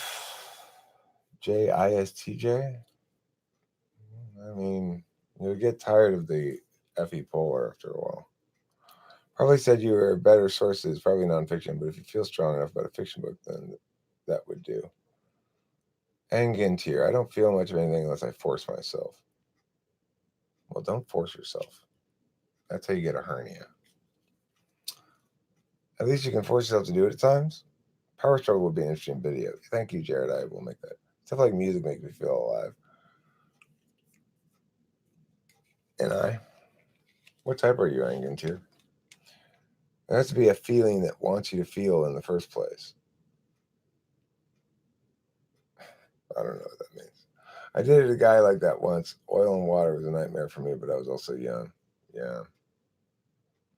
I've lost a lot, so I've become jaded. I'm sorry to hear that, Angantier. Jared Chan, aha. I was joking because if you want to survive the apocalypse, you probably would be better off doing functional training, reading the military survival book. Or musing about it here would help as well. It's probably the best thing you can do to prepare for the zombie apocalypse is hang out on the TWFP live stream. I've got to trim this mustache. It's itching my nose constantly. That's fourth slot FI. I don't see you dating ISFP. Me? I mean, it's more of a friends with benefits sort of pairing than a dating one. Oh shit! I got my mics turned down. First half, the first hour and 40 minutes of this is going to be all low volume. There, now it's louder. My ESTP was Army infantry, so I would survive off his back. Yeah, well, that's the thing. That's the tricky thing about that question there, right? Is it ignores the fact that the FE people will have their boats tied to somebody else's truck, you know?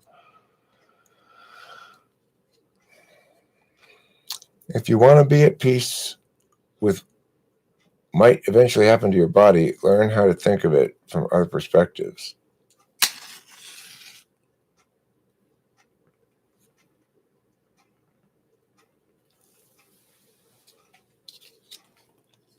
Do drugs make people change functions? No. They don't make people change functions. Drugs may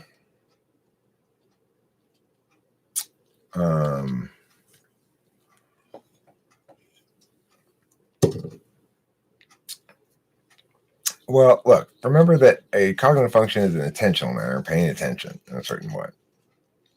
So when I take a lot of amphetamines, some days I do, some days I don't really, then I'm much more SE in the sense that I get more shit done. My TE probably goes down a little bit because I get a little thwacked out and then I get not necessarily efficient. Or my NI. Sometimes my NITE pairing kind of doesn't work well. Like I'll spend too much time on something that's not very important to work on. Some element of a thing is not very important.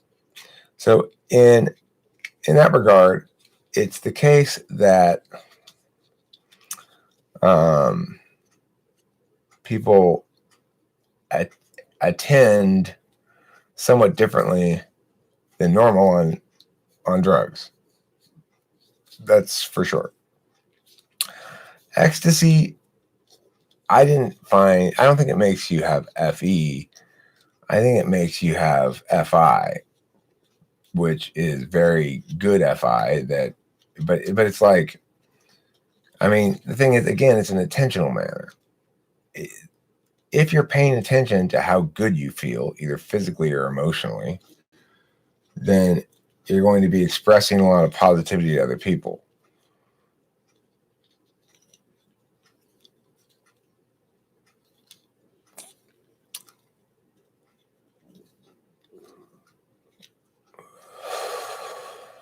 Do you get frustrated with Kimberly if you're making broad, grand points about something and she relates it to an isolated incident from experience? I'm sure this happens, yes? Yes, it does happen. And no, that doesn't bother me at all.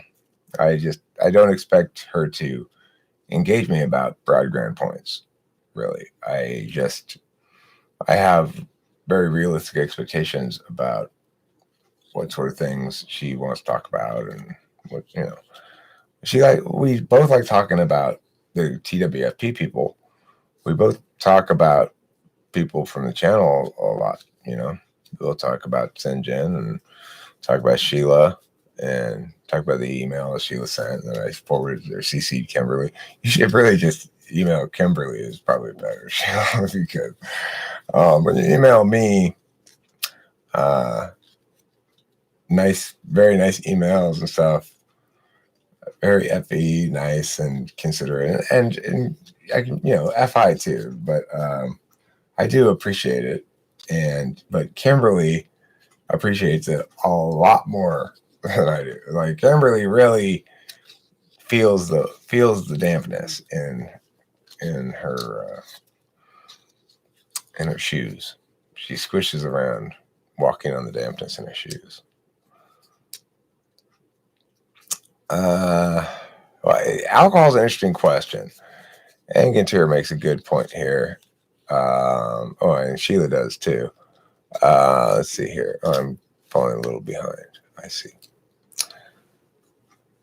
If this all becomes, I would try to find the first ESTJ available, would provide NI, and quietly submit to TE.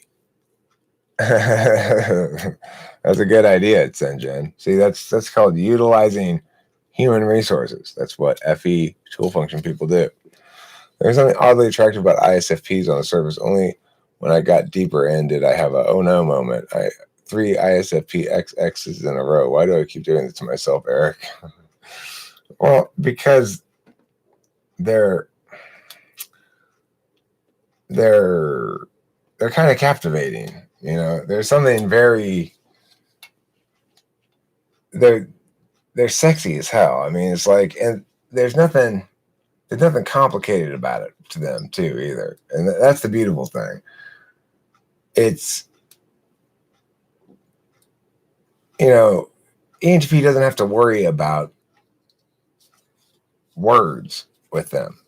Like, they're not gonna say the wrong words, because they're not gonna say much of anything really. They just kind of it's like, would you like another beer, sweetheart? Uh-huh. Here you go.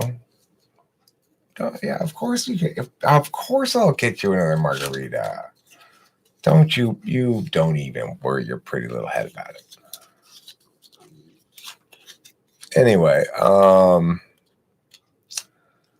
when I would get really drunk, I would become reckless. Yeah, alcohol is a interesting drug when talking about it in terms of cognitive function. I'm not sure what to make of it.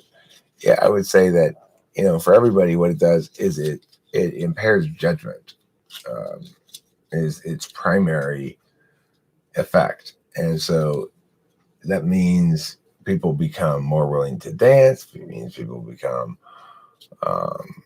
make reckless choices, and or crash their cars, and or do lots of things that don't work out well. One of the things that fails a lot is FE on alcohol for me. I used to, but that's not everybody,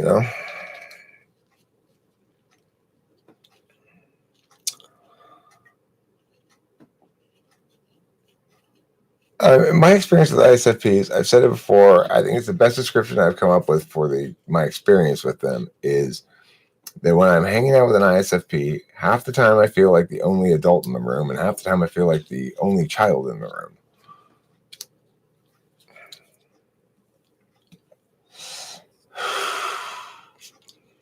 Let's see.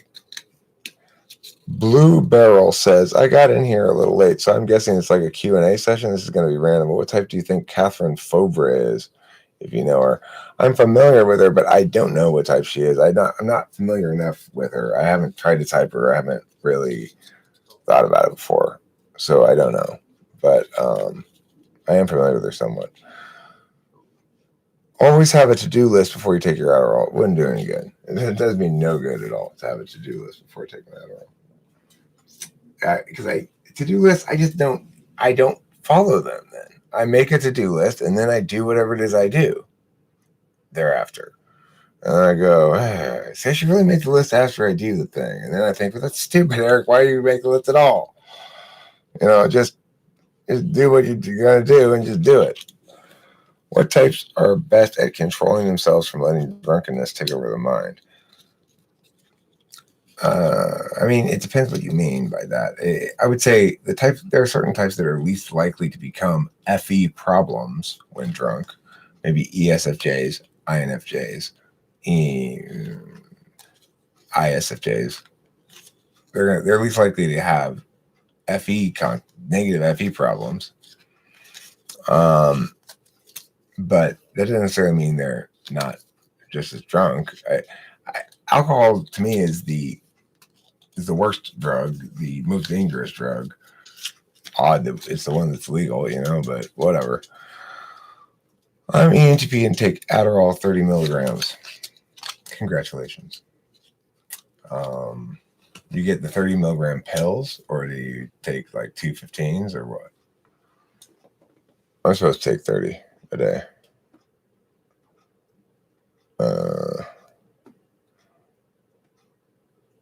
Do you like it? Does it make you feel thwacky?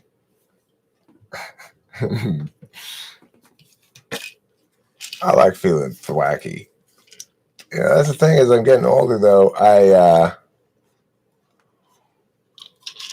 I'm having some trouble with just sort of the general managing of the thwack. Like I used to be able to go and fucking, get 4 hours of sleep a night for a couple of weeks and then crash. I just can't do that shit anymore. It's difficult. I take Adderall every day practically. Except for the days I don't take it.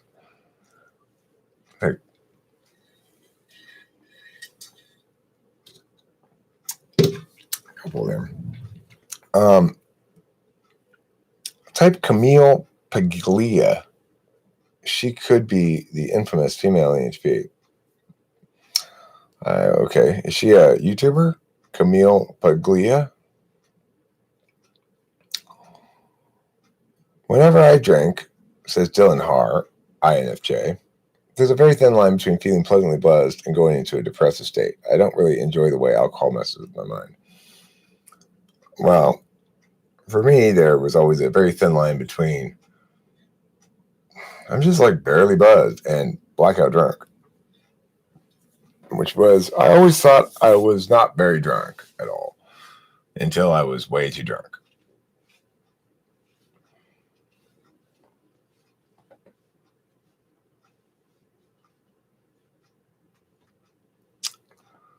Well, I consider myself a feminist. See, I don't believe in this general movement against third wave feminism as meaningful in any sense. Obviously, ridiculous people saying ridiculous things are ridiculous. But I don't like the fact that those ridiculous people have co-opted the word feminism. I consider myself feminist because I believe that each individual human being ought to be equally endowed with rights and powers according to their rights according to their being and power according to their merits. So And I think that women ought to be treated like everybody else, therefore. But I still think that the dude should buy dinner and take a chick out on a date. And I think the dude should open the door for the chick. And, you know, should not be like all, I'm reducing you to your breasts and vagina. You're just for sexual purposes. I oppose that idea. Although, I mean, they are great for sexual purposes. I'm not denying that. Hello, I'm down in Mexicali right now, says David Kepke. Hello, David Kepke. Mexicali. Is that in Mexico or in California?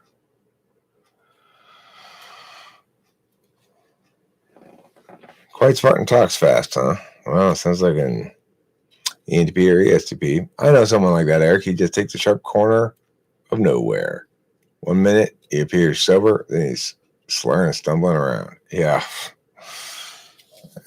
But the thing was, I couldn't, it's like I couldn't feel it almost. It's like, okay, I can feel it in my body, but my mind seems still clear. I don't feel like drunk at all. You know, I've only had a couple of drinks and I'm going to have a couple more and then I still don't really feel drunk. Okay, now I'm starting to feel buzzed.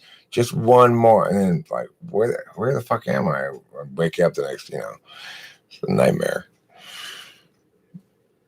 Let's see. You think we should open the car door each time? I mean, no, not every time. I mean, I don't think the car door. I don't open the car door for Kimberly every time she gets in the car. I do open regular doors though for her, and I generally try to be chivalrous. I try to be the man around here and help her with all the little handyman shit she's got to do, and I'm also very affirming in my language. So, and I always have been in every relationship because I was raised like this, So I always say things like, she's beautiful and I love her and stuff like that.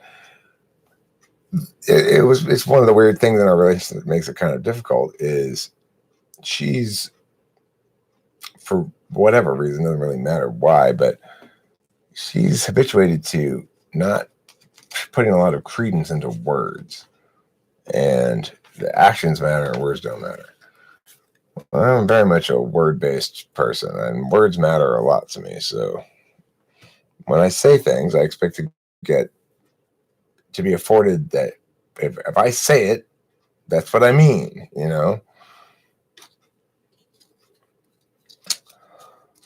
Adrian Bartlett hates getting older. I don't hate it. I like being older. I like the age I'm at right now. I hate the reality that it implies, which is that I'm running out of time. I don't like the physical shit either. Like, my elbow hurts. I hate that shit. All right. Where did that comment go that I was going to read? Oh, yeah. There are always extremists in any religion or ideology, and they're always there to mess with the moderates, fixing legitimate problems. We shouldn't get distracted by that bullshit. Are you into philosophy? If so, what kind? I mean, I'm into philosophizing. I don't read much philosophy. I read a lot of random shit. I read a really interesting article the other day about physics is pointing to the mind or something. I think it's called that. That was the title of it. It's a really good, interesting distinction between information realism and physics and a preferable framed understanding, which is something more like my understanding, which is observation based, but not magical or meaningless like the visible. Yes, words are a form of action. Boris said the ENTP. I agree with you completely. People are often exposed to only one side. The internet helps with information, but it takes time for people to wake up. Once made equal to man, women become superior. Socrates, ENTP. What you do is you bust the lock on the driver's side door so you can only unlock the passenger side. You'll always appear chivalrous. Bloop. Good idea there. What do you think about Dr. John Beebe's 8-function model? He might also be a case for the type police. He claims to be an ENTP, but I'm not certain of that.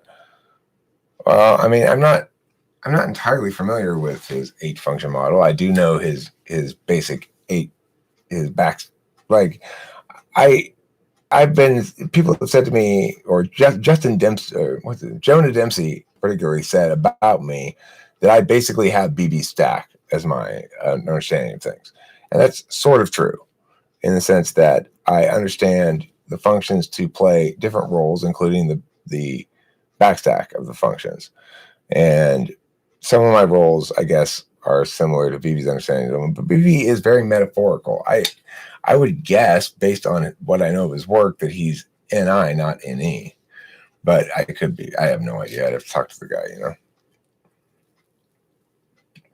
Does he have a video? Does he have videos out?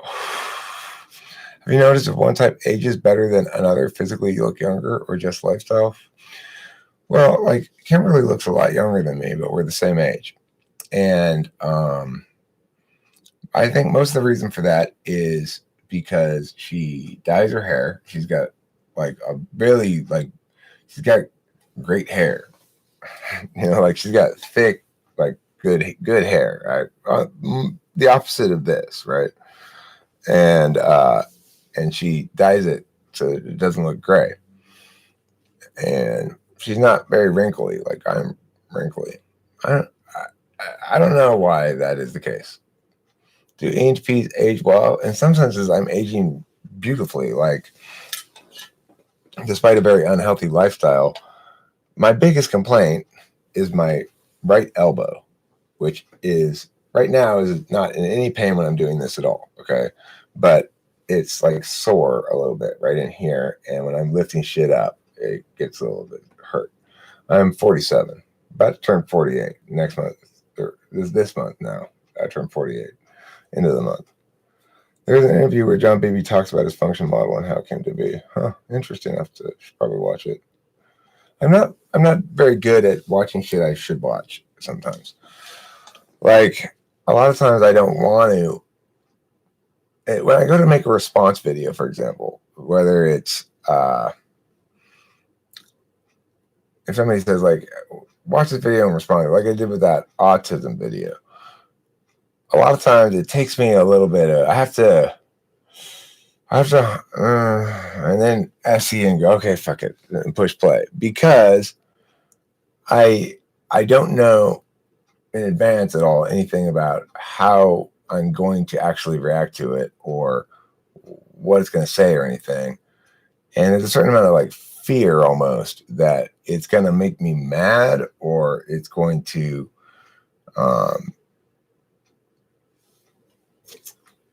it's going to impact me emotionally in some way, I guess. Anchor Jason Blood. I am an ENTP. I get bored with friendships soon, especially if they are with sensor types. What's your take on ENTP's perspective on friendships? ENTPs like to bounce around, hanging out with a lot of different people.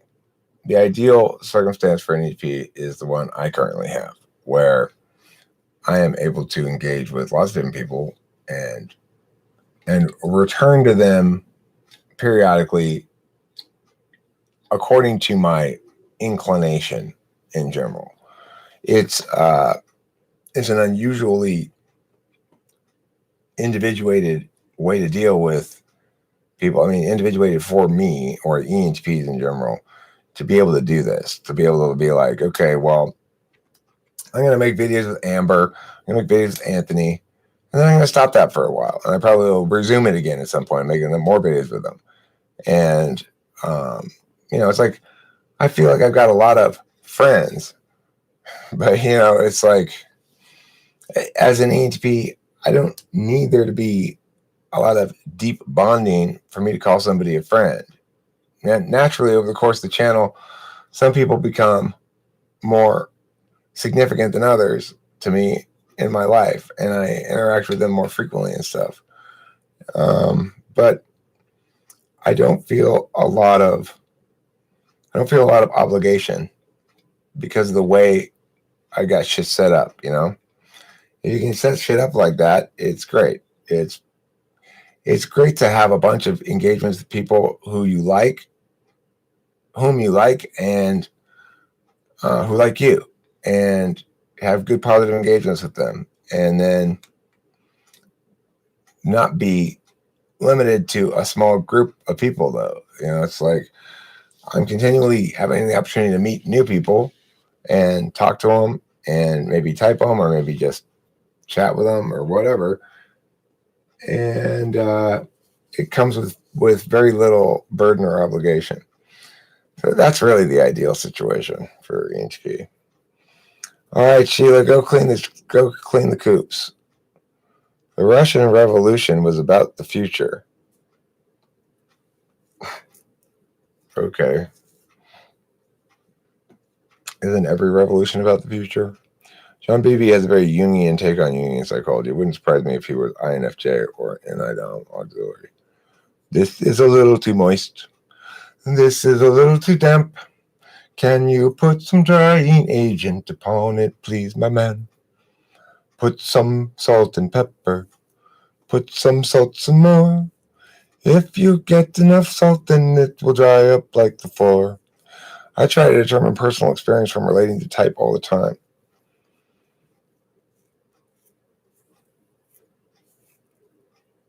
What do you mean determine personal experience? I'm curious about that statement. I personally got more of an SI vibe from him in his explanation at Sinjin. I'd have to watch it. I have no idea. Never happened. The Russian Revolution never happened. It was an illusion. Or the future never happened because everybody's dead. We're all in heaven right now. Heaven is a place on earth. For those of you who didn't know, heaven is a place on earth. And I want to return now to the original topic of the day. As I hit 2 hours, I'll probably draw this to a close. And shortly, not instantly, but shortly. When little tasks like doing taxes, renewing tags, updating insurance shit is a nightmare, what does that suggest? Are you me? Is the answer, who is Eric? It is not, it suggests, I don't know, it just, you don't like TE, you don't like SI very much. Maybe you're an ENTP. It could be an INTP, that'd be even harder for them, maybe. Although they have better SI, so maybe it's not. I don't think it is. I think ENTP is like, it's the worst. We're the worst of that shit. It's not the Russian Revolution. It's the Russian illusion. It's the Russian Rev illusion. Okay. I like INTJ, but I cannot lie. They tend to be closed off to my. What do you think of trans men competing in women's sports?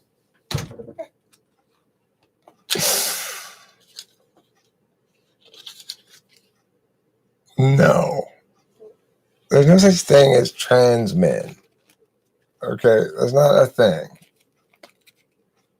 I mean, I'm sorry. There's no such thing as trans women. Like, you're right. They're trans men. Okay? They're men. You don't get to be a woman because you got your dick chopped off. Okay? Sorry.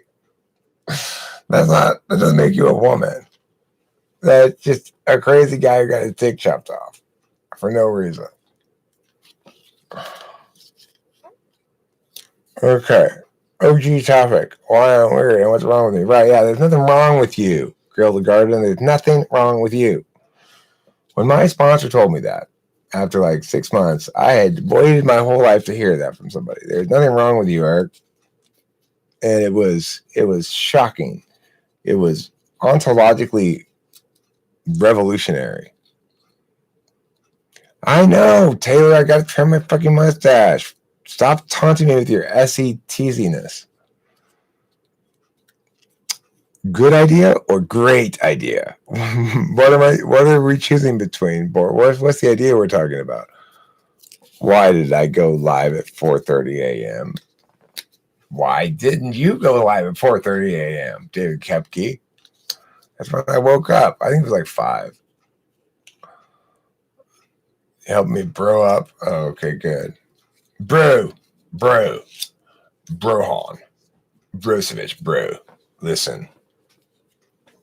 My name is Rick Benson, and I'm here to tell you, bro. All right? Bro. Bro. I think it was 5 a.m., not 4:30, wasn't it? I got up about 4:30-ish or 4.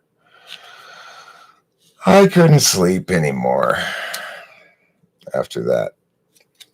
Don't be a dry snitch. What's a dry snitch?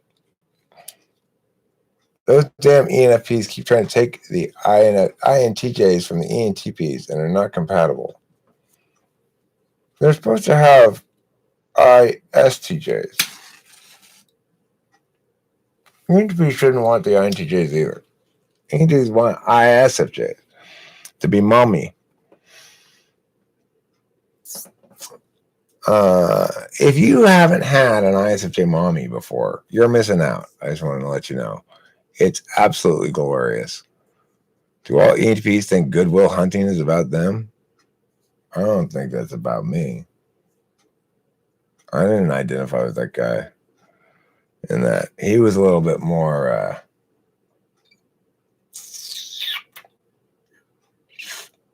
NI or something. I don't know. He was kind of a compilation of different things. 5 a.m. in the U.S. is very convenient for Europeans. Well, that's good to know. Yeah, that's a nice thing is because this thing, because YouTube goes into different countries, it doesn't really matter. What's the longest friendship I have maintained? The longest friendship I've maintained is 44 years with my friend Dave Porter, who's an ISFJ. I met him when I was 3 years old and he was 7. And even though at that age that's a ridiculous gap in age for that time period, when you're a little kid, we became friends right away, pretty much, and have been friends ever since. My longest friendship. What does Article 13 do anyway? I've heard something about it, but how does it fuck up the Europeans? What is it going to do to me? Anything? I thought it was about me because the ending was moist.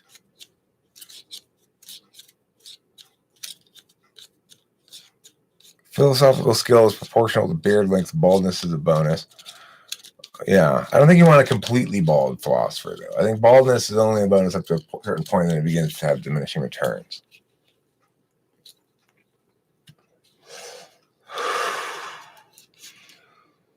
You became friends with a baby because something's wrong with you. Oh, you mean he became friends with a baby because something's wrong with him? Nothing wrong with him. We were just duels. We got along well, You think the guy with hair on Mythbusters is really an ENTP? No, I don't think so. Maybe. Actually, maybe. So no more memes. What do you mean no more memes?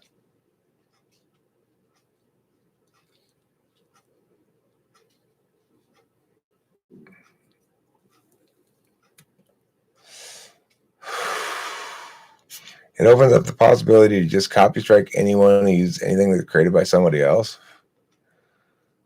Huh. Well, the thing is, copyright bullshit is lame. I'm fairly fortunate in that general area. In that, for example, I make the music that I use in my videos. I do take images from Google for thumbnails a lot. I don't necessarily have to, but no, I don't particularly feel fond of the Joker. I don't identify with that kind of a attitude, really. What's Order 66?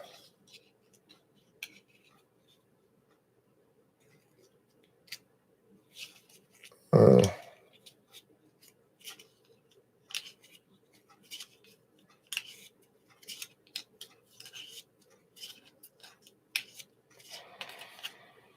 What type is likely to be into self-defense and one of those American gun nuts who wait for people to break in their house so they can shoot them and finally fulfill their dream of being John Wayne? Like one of those standing ground people, like the guy in Florida who went around looking for some opportunity to stand his ground and shoot somebody. It's probably like a frustrated ESTJ or something, I would guess, with polar NI. That would make maybe the most sense.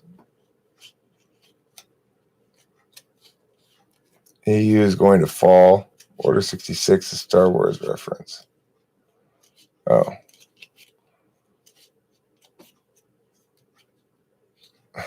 Taylor's not that type, though. A gun nut is a funny phrase, and I don't believe that most people who are into gun culture are like that at all, though. Most people who are into guns and stuff aren't looking for an opportunity to shoot somebody. That's the key distinction, you know. And I think that there's a tendency of people on the coasts, in your more blue states, to think that the gun rights are not a meaningful issue at all, but it's insane. And the problem is, regardless of what you think of guns, we're better off as a society that has gun rights than we would be as a society that doesn't uphold the right to own guns. So, you know, you got to remember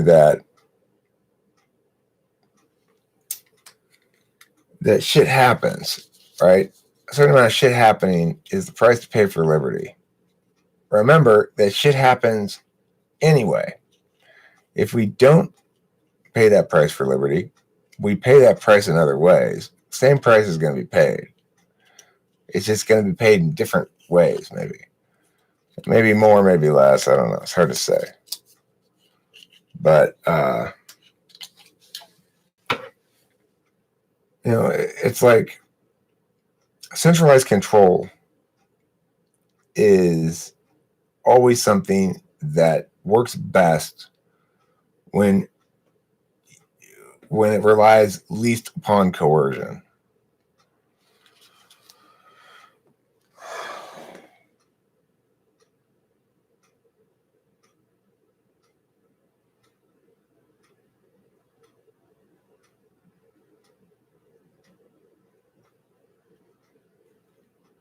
Yeah, I also want to do a video on the New Zealand shooting thing, because, you know, I've said it multiple times in the past and still maintain that we ought to approach immigration differently, that Islamic immigration is a problem, and that it's a problem because of the nature of the ideology, that it represents pre-Enlightenment thinking, and it doesn't respect individual rights. It makes as one of the central claims that its definition of sacred ought to be prioritized over others' free expression rights.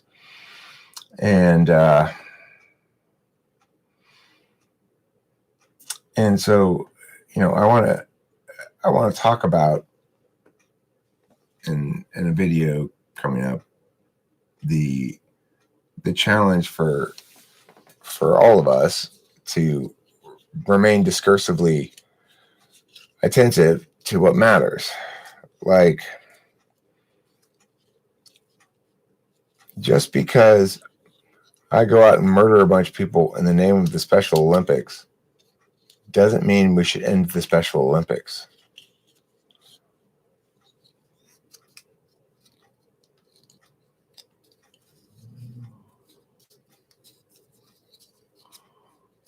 Um, well, I mean, I'm not worried about being called racist because I'm transracial. And it's an identity I would strongly recommend. If you don't like being called racist, then you should maybe become transracial as well. I've been African American. I've been Mexican. I've been Saudi Arabian. I've been Moroccan. I've been all those races. You don't have to be a pre-Enlightenment barbarian. Okay, I wasn't. I was Saudi Arabian. I wasn't Islamic. I didn't believe a bunch of nonsense. I didn't think women should have to wear little fucking ghost outfits. So you can't accuse me of being racist. Anybody who does is the racist one. And what are they racist against? Transracial people like me. We're the real minority. How many other transracial people do you know? And I've been like every race now, every single one. You're trans-religious, Boris? Well, I'm actually transgender racial. I changed gender, age, and race. My gender mostly goes between manly and super manly and back again. But, I'm out there swinging a big dick like Rick Benson.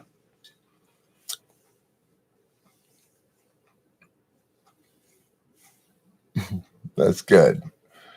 That's good. Do you think suits are burkas too, like for spies? I don't know. Are you forced to wear them because of what your genitals look like?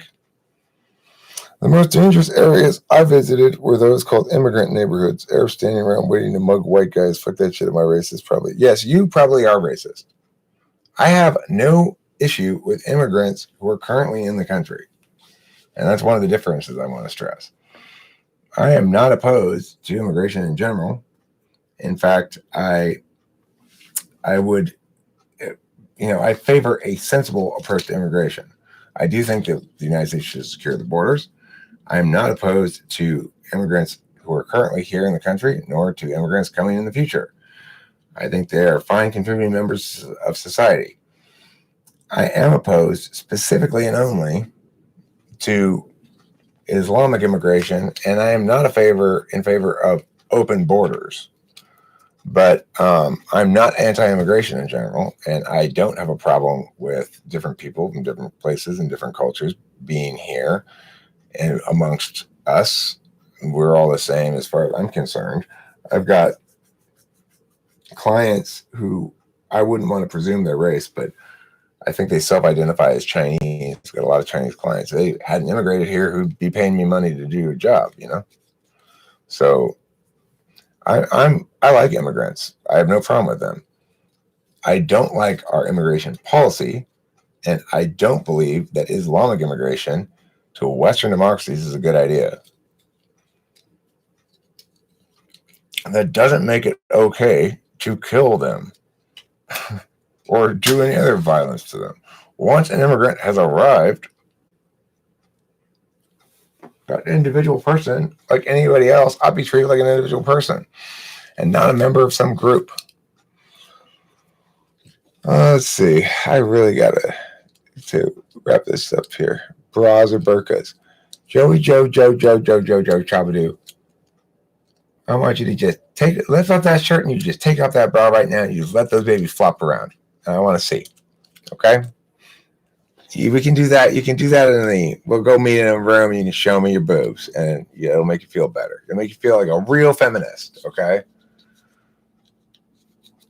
Let's go back to times when women had to wear those locks and you had a key to get to them. Chastity belts. Well, let's see.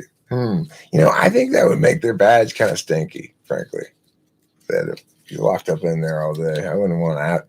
After opening a chastity belt, I'd say, you get in that bath, woman. I don't want any part of that until after you bathe. Our country is like an egg. If we leave the doors open, we will all get these little sperm people to fertilize. The baby will come out confused as to who its father is.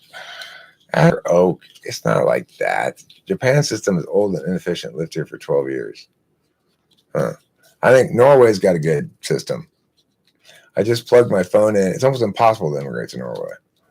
I just plugged my phone in to charge it and said moisture is detected. Please unplug.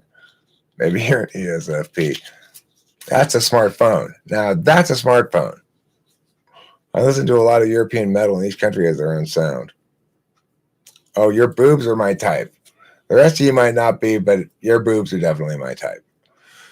It's funny how people feel entitled to a territory because they were lucky enough to be born there. This is my country. Well, I mean, I don't feel. It's like it is the case that a given nation state represents the interests of the individuals comprising that nation state, and that the borders of that nation state comprise land that is at least custodially possessed, functionally, the ownership rights to which are held by a federal government in this instance, or some other kind of centralized government in other countries. So, I mean, it does make sense on a property rights level to say that it's reasonable for a given nation state to make its borders non-porous. Whether how individual citizens feel about whether they're entitled to it or those are different questions, because it's not really an issue of a border crossing. It's like ultimately all these things break down to property rights issues and transgression or not.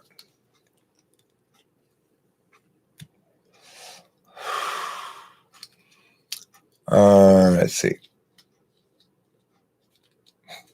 No, warped Remius. That's not true. There are proportionality concerns. Yes, it's true you can self-defend, and yes, it's true you can defend your property. That doesn't mean you should shoot anybody. It doesn't mean it's okay to shoot someone who's stealing an old tire that you have leaning against the house or something.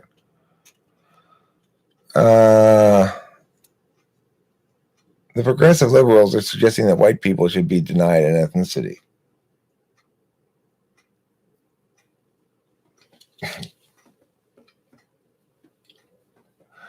Race does not exist, okay? There are no such thing as white people. There's no such thing. Okay? Let me make this abundantly clear.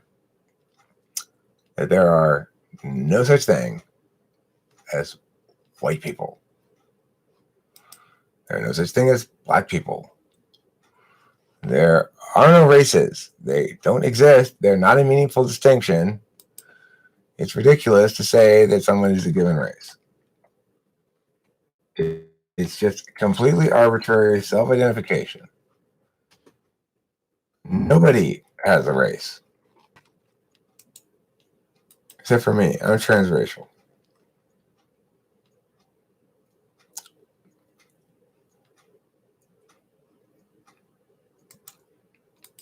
Let's look at this. So, we begin with Jones A. Jones 2015A. I'll get you the link here in a second so you can see the evidence yourself if you'd like. I want to see it, Eric. Oh, you do you? Yeah, I really want to see it. Are you sure you can handle it? I can handle it. Are you sure? Oh, yeah, I can handle it. All right, then. Here's a link. Here's a link for you. Here's one link. It's just one of two. Okay, there's a link. So, let's take a look at it. Race is made up. Jones 2015A. Race is not a real thing. Awarding anything or thinking about anybody based on race as a criterion is equivalent to thinking about it based on an astrology sign. The Plessy versus Ferguson case of 1896 reaffirmed the legitimacy of having separate railroad cars for black people and white people. One thing we often forget about the case is that Homer Plessy's argument was that he was white. The court said in this decision that if he be a white man and be assigned to the color coach, he may have his action for damages from the company for being deprived of his so-called property. So in 1921, the powers that be decided that they needed a definition of white person. Because, you see, being a white person was part of your property. Here's what they came up with.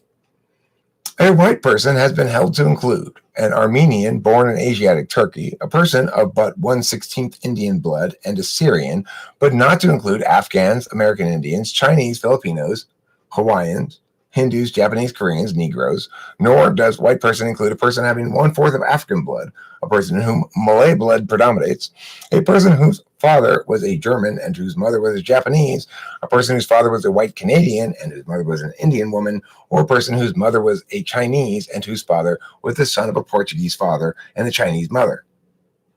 You know, white people. So when I say it's all made up, I mean it. It's made up. Jones C. No scientific basis for race. There is zero scientific basis for race. There is more difference among the so-called races than between them. Any attribution of a racial category is wholly arbitrary. Quote, people have different complexions, but that's a far different thing from saying that people with different complexions actually comprise different races of people. Scientists have certainly tried for a long time to prove that there are different races, and it's all been disproven. It's bunk. Today, we even understand that there is more genetic diversity within the so-called races than between them. The anthropologist Carol Mukhabbatati writes about how things that we think of as demonstrating a biological basis of race are just not true. In the United States, the sickle cell gene is more common among African Americans and other populations, but it is not a racial gene. The genetic variation that causes it is also found in parts of South Asia, Southern Europe, and Middle East, and is only found in some parts of Africa. When we turn to the racial category black, we find enormous geographic and human variability. Africa has deserts, mountains, oceans, tropical areas, and spans of a range of latitudes some distance from the equator. It has hundreds, if not thousands, of linguistically, culturally, politically, and historically distinct populations. Africa is home to the shortest and the tallest people of the world. Other traits vary significantly, including skin color, facial traits, overall body shapes, even the frequency of sickle cell and lactose intolerance. The problem with Americans' folksy way of defining who based on skin color is that skin color is not a discrete trait. There's a spectrum of gradation of skin colors, and so marking off an arbitrary point at which to say somebody is paler than this is one thing and somebody darker than that is another is not a naturally occurring division between people. I'll get the link on that too. So no, race is not real. Race is bullshit.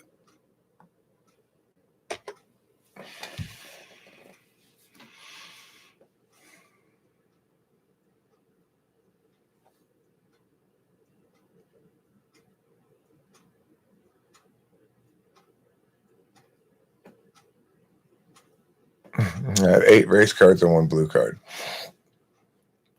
So I can claim white privilege without being white? Absolutely you can. You should insist upon it. Go into places and be like, hey, where's my white privilege? They're like, you don't seem white to me. Be like, are you challenging me on my race? That's my arbitrary self-identification, okay? Nobody can challenge me on it. I know what my race is because I use my feelings to determine what it is. And it's white. So give me my fucking privilege. Let's see. Class plays a huge role. I agree. Class does play a huge role. I think there's a huge bias on blue blueberries. I think green blueberries are oppressed. I agree. Blueberries should not be blue. They should be green or purple. Don't believe in race privilege applies too much today. Any American talking about privilege is kind of hilarious to me. I'm not talking about privilege. I'm saying race isn't real. Privilege is fine. I like being privileged. Being privileged is great. I'm privileged. Fuck yeah. If I'm incurring privileges, if I have privilege, then other people should not complain about the fact that I have privilege. They should complain about the fact that they don't have privilege.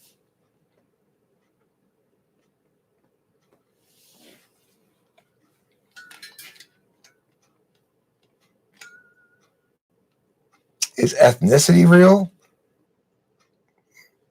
I mean, what's ethnicity? I mean, are people who are more closely related to each other than people who are less closely related to them? Yes, definitionally so.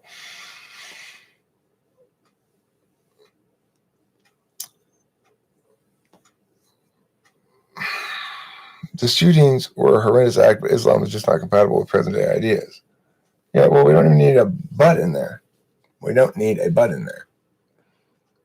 is not compatible with acceptable human behavior to use violence on individuals because they're a member of a group. And concurrently, it's not acceptable to the same thing. That's my critique of Islam. They believe in coercing individuals because they are members of group, like women, for example, or atheists, for example.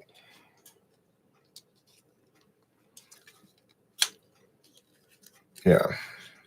My ethnicity is part lemon, part German, and part porpoise. Okay, part lemon, part German, part porpoise. I'm a Lejurpor. Lejurpor is my race. You're Black, Indian, Asian, Azerian, and a bunch of diverse skeletons. Good. Well, I'm lemon porpoise. Lemon porpoise barbecue. Let's have a lemon porpoise barbecue. Get some porpoises, kill them, squirt them with lemon juice, put them on the queue. That's how you have a lemon porpoise barbecue. Then you have like racists being shut down or whatever, which, while you may disagree with them, shutting them down is not right either. I'm also concerned about the censorship. There seems to have been lost in the shuffle someplace and understanding that foremost is a respect for what makes us better than anybody who doesn't do this is our insistence on defending the rights of those whom we don't like what they're saying to speak. What they're saying, let their ideas compete in the marketplace of ideas. The fact that somebody shot a bunch of Muslims doesn't mean that I'm not correct about Islamic immigration. I have the same reasoning behind Islamic immigration, my position on that, as I do behind my position on the shooting.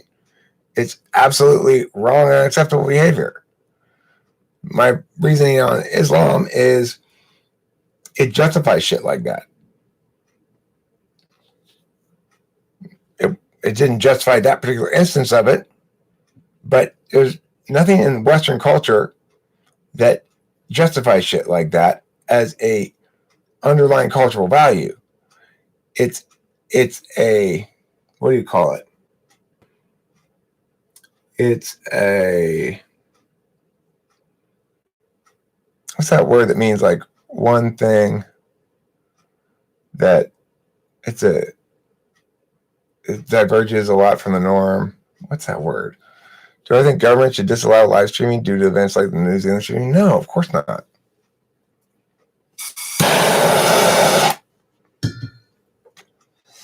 I'm not saying they should.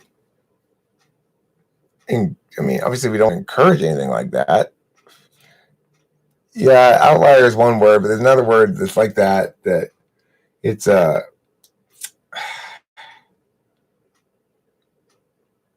can't remember it. Aberration. Yeah, it might be aberration. It's like aberration. It's an aberration. Okay. Would you ban immigration from certain countries then? I mean, the thing is, the United States Supreme Court has ruled that there is not legal for any government policy to make distinctions on religion, even though it shouldn't be applied in immigration because those people are not American citizens and are not protected by the Constitution until they get here. And so immigration law is about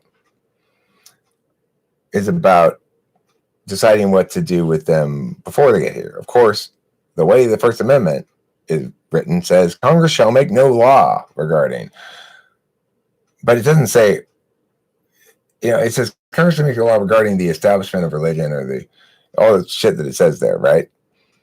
But I don't know if that necessarily precludes an immigration law to that effect. But regardless, I would say I would disallow most immigration from most Islamic countries. I certainly wouldn't take refugees in. for sure.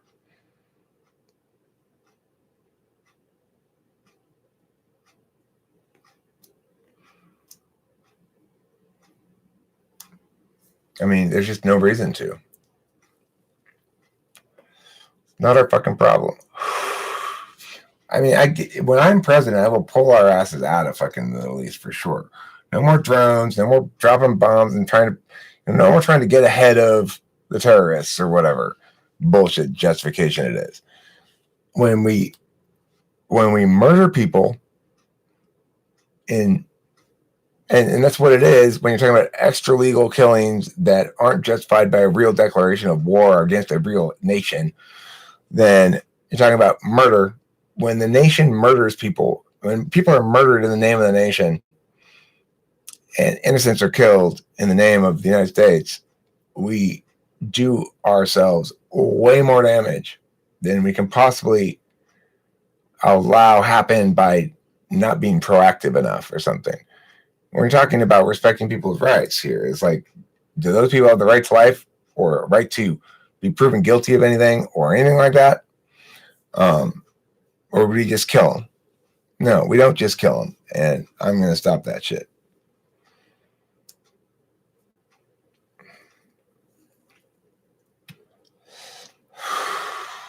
But Eric, what about that photo of a kid washing up on the shores of Turkey? Let fucking Turkey deal with him then.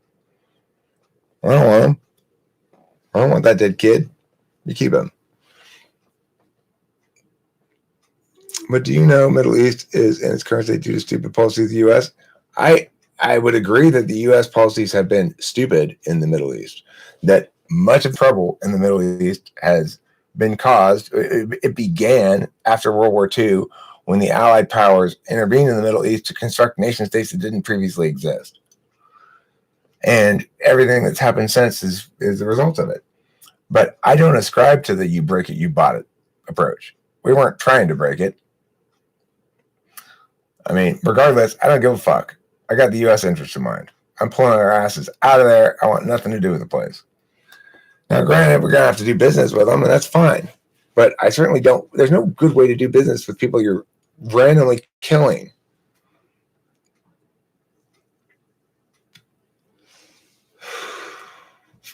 I'm not saying we should feel guilt and shame for the United States policies that we don't ascribe to. I certainly don't feel guilty or responsible or ashamed of the U.S. for doing what it does. But I know that when I'm in charge and when I'm president, I'm going to do things properly. And that's all I can do. It's not true that the population is dumbing down progressively. It's true, as always, that there's a small percentage of the population that's going to be thought to be extra smart. But, that's always going to be the case. What would a utopian state look like to me? It would look like a state that is interested in holding themselves to a higher standard. So what I mean by that is there are problems that require law. And law is, on some level, inherently, typically coercive. But a state that does things intelligently and that prioritizes things correctly understands that there's a prior responsibility to respect rights to the extent that it's extent that it's possible and still get done what needs to be done. There are instances where you're not going to be able to do that perfectly, but a proper state would say, listen, we're trying to come up with a better solution that doesn't have these rights violations in it, to these traffic laws, for example. We're trying to come up with a better solution. We acknowledge this is unacceptable as a status quo, and we failed as a legislature because we couldn't come up with a better solution. It's like having the right attitude would make a utopian society. And the right attitude is holding ourselves to a higher standard, holding ourselves to a proper standard. We've got to do something about Social Security. We've got to do something about disability. Disability's insane. My 18-year-old niece is on disability now for the rest of her life because she had one suicidal gesture as a teenager. That's over $2,000 a month she's getting for the rest. It'll probably go up over time for the rest of her life. for nothing. She's now disincentivized to work, disincentivized to accomplish anything productive. And how many American citizens out there would be able to spare $2,000 from their paycheck to support her? Because somebody is. That's what we should think about. Somebody is. Some regular hardworking American is spending $2,000 of their paycheck every month to support this lazy ass girl who got into the clutches of the social workers. That's why she's on disability. The social workers got her on it. That's a problem when you've got an institution that's designed to make people dependent on the government.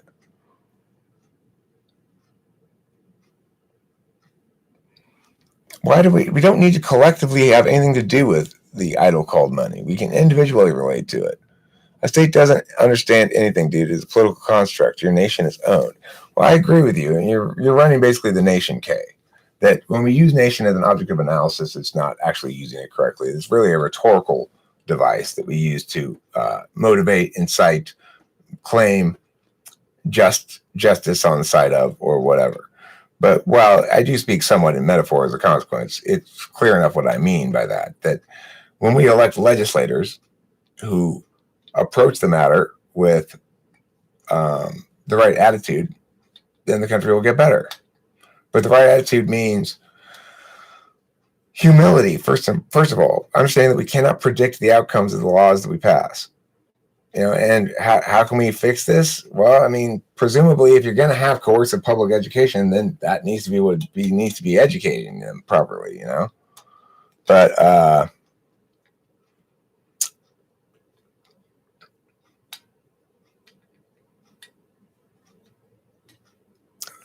Lucas Martinez says everything's fucked up because people say it's okay to vote for things that end up costing money while voting doesn't produce anything. I mean, there's this notion that the state ought provide more than it does, and the state is responsible for more than it is responsible for, and that's one of the big problems. Is periodic total war positive for a nation or culture? No. It may be unavoidable, but it certainly isn't positive. IQ goes down 1 point every decade for the past 100 years. That's not true. There was quite a long stretch where average IQ point was going up. It certainly hasn't been 100 years. It may be true the last 20 or 30, but it's definitely not true for the last 100. Because I know that during the 70s and 80s, the average IQ was still going up. I mean, look, as far as I find it sad that human beings naturally organize themselves around capitalism. Sad? Oh, okay. Oh, well, that's because you misunderstand what capitalism is. Capitalism isn't an organized thing. It's not a collectively decided thing. Capitalism is what happens when there's nobody using violence to prevent two people from engaging in commerce with each other. Naturally, both individuals will ideally profit from that. So the simplest example would be me trading you loaves of bread for some of your fish. Now I have a dinner that has both bread and fish, and so do you. And that's profit. And the thing is, you got to understand, before you can have any meaningful understanding of money or capitalism or anything like that, you have to understand what wealth is and where it comes from. And wealth is a metaphysical quality, and it comes from beholdens. That is to say, if I do something for you, you're beholden to me. And that metaphysical quality of beholdens is wealth. The more useful I am, the more beholden people are to me. So if you've got somebody like Bill Gates and we didn't have money, for example, and everybody wanted to get Windows as their operating system, then all these billions of people in the world would owe Bill Gates one. You know, be like, well, we owe you one, Bill. And he'd presumably be able to call back that favor at some point. Instead of that very clumsy approach, we we use money instead. But it's the same fundamental quality. So wealth is created when people do useful work for other people in the world, or even sometimes for themselves. When people apply work towards resources that need work done to them, then wealth is created, and that wealth adds to the total amount of wealth in the world. That's why the world keeps getting overall richer, even though our total amount of physical resources are going down. It's because wealth is created not by one simple way to be useful to others is to convert raw materials into more useful raw forms of resources, like convert trees to lumber, for example. But most of the utility people provide each other does not involve the conversion of any physical resources. That's why it's possible for the world to continue to get more wealthy and more total wealth in the world, despite the fact that the amount of resource conversion is both finite and limited, and to a certain extent going down.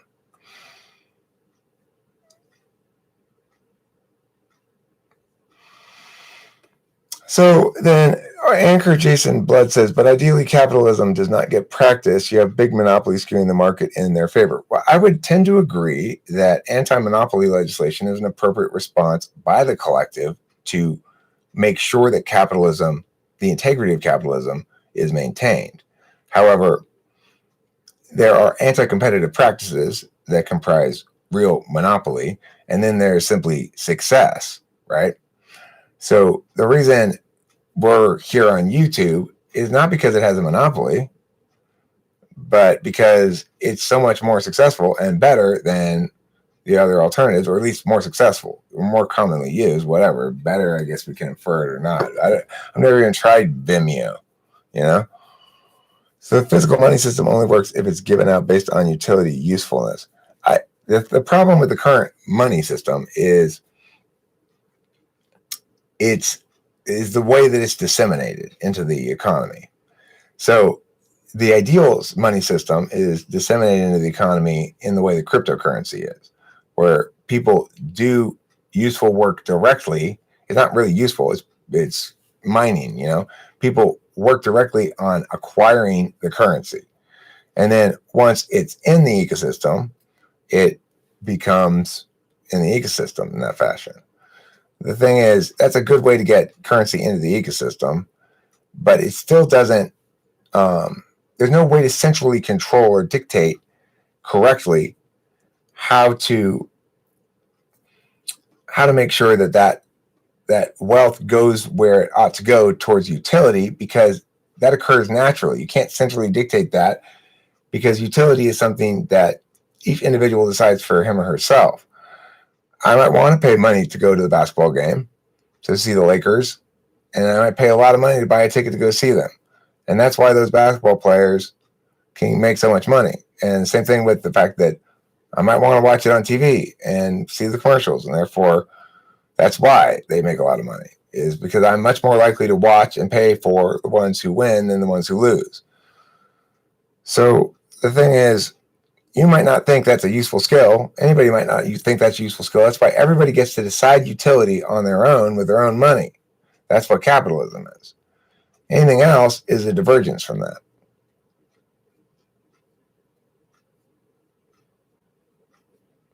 Okay, Senjen is right. Senjen corrects me here. I'm using capitalism loosely. What I mean is a free market, the integrity of which is maintained by centralized government. And that free market applies to individual human endeavor as well. In other words, a free market in which centralized government protects the integrity of the system punishes people for robbing me, for example, because it recognizes that the integrity of the system, namely my ability to be an individual citizen with autonomy, making choices, determining what's important to me, etc., all those sort of things, are contingent on my security, namely that I not be robbed. A farmer's not going to plant a bunch of crops if he has a good reason to believe that just before or right when they become ripe, that an invading army is going to come and steal all his food. And no reason at all to believe, no reason for him to plant those crops and spend all that time doing that work, right? So, I think aquatic ape theory is a hilarious example of why evolution is such nonsense. It can't even decide anything.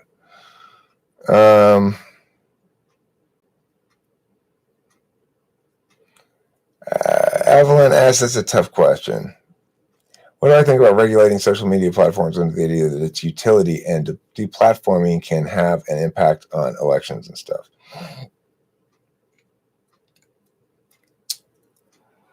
I mean, I ultimately think the social media platforms are private businesses that can do what they want, more or less. But I am disturbed by a lack of enthusiasm for free expression that seems to be manifesting. I got to go. I'm dying of thirst, and it's 2 hours and 51 minutes. It's a long live stream. I wish I had gotten your question earlier, Evelyn. That's a good question, an interesting one, and one I'd probably make a video on. I got a lot of stuff to do today. You got here at the end of 3 hour fucking live stream, Evelyn. My system wouldn't change anything? What's my system? I don't know what you're talking about. Do we run a country how we run a household? No. We don't run a country how we run a household. We run a country like we run a marathon. We run a country like we run we run a country like a country. Do the best you can. I'll be a good president. You'll be fine. Everyone will be fine. See you later. You're about to do a lot of work. Take 38 milligrams of Adderall. Good idea. And thank you for watching, everybody. Don't forget to eat plenty of cheese.